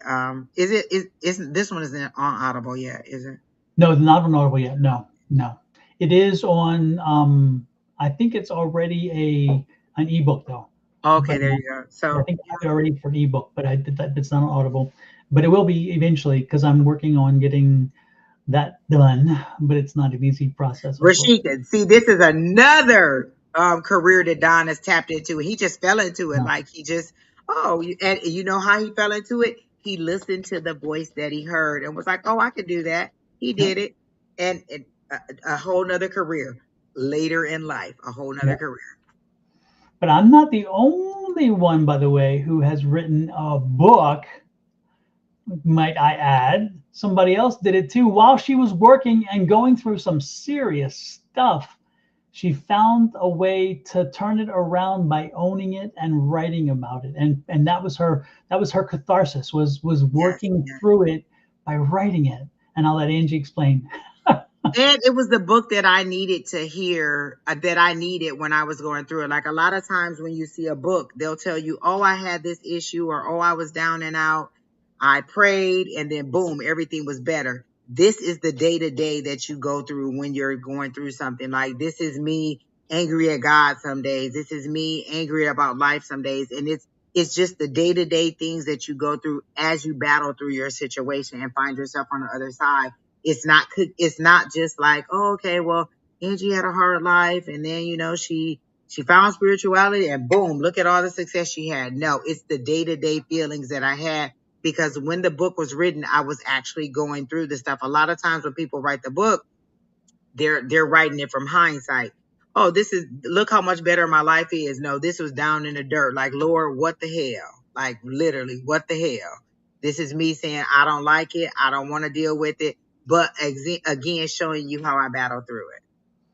And when you read this book, you get Angie, her voice, her everything comes through. It's like it's her. The essence of her comes through. So you by watching her here and talking with her and getting to know her, and then you read the book, you're like, you can even hear her voice as you're reading it, because it's like, oh my God, this is definitely her. It just comes, her essence comes out in the book, and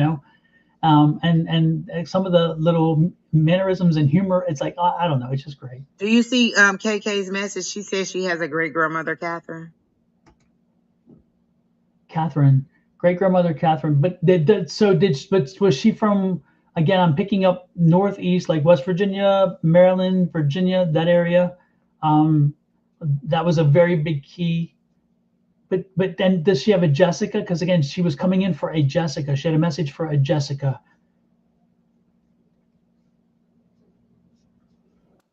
I don't know any of KK's siblings' names, so I couldn't tell you. Yeah, I don't either.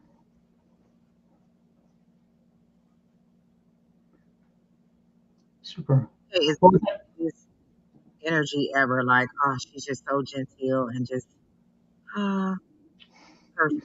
Like it's just a soft energy, like rubbing the cat's. Yeah. Yeah, truly, truly, truly. Well, again, thanks everybody for popping in. We appreciate it so very much. And we will be back next week, the same bat time. Well, not the same bat time, but because again, we're ish, but we will be back and ready to read some more. So if you didn't get read this week, please pop in next week and hopefully, the energy will be there for you. And that's the important thing. If you didn't get read, don't take it, like Angie said, don't take it personally. It's just one of those things that when the energy calls, it calls. And on this week, it may not have called. Next week, it may call. And so again, And if you it's what we want your do. loved ones to communicate, tell them to come. Send them here. Like, hey, they're going to be on Wednesday. Can you send me a message to them? Again, we can't make the spirits come, but if they come, we are open to receive them and give you the message. Absolutely, absolutely. So with that said, we're out of here, folks. Again, have a great evening. Have a great weekend. And Oh, it's Valentine's Day and Friday the 13th. Did you know that, Don? yes, I did know Friday 13th because I'm I having did the not. My friend self-consultation. told me about it, and then Valentine's Day is the 14th. Yeah, and you know what? I have the old Valentine's Day thing, and I didn't pop it up there, and I just wasted an opportunity. But it's too late now, so I ain't gonna do it. So with that said, everybody, have a great evening. Let me find the music to put up here and get that started. And this is another thing, Angie and I. This is our song. We created this one, so this is our song.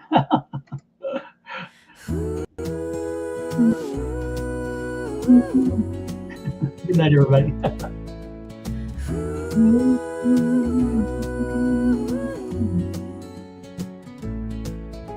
Step into the mystic zone tonight.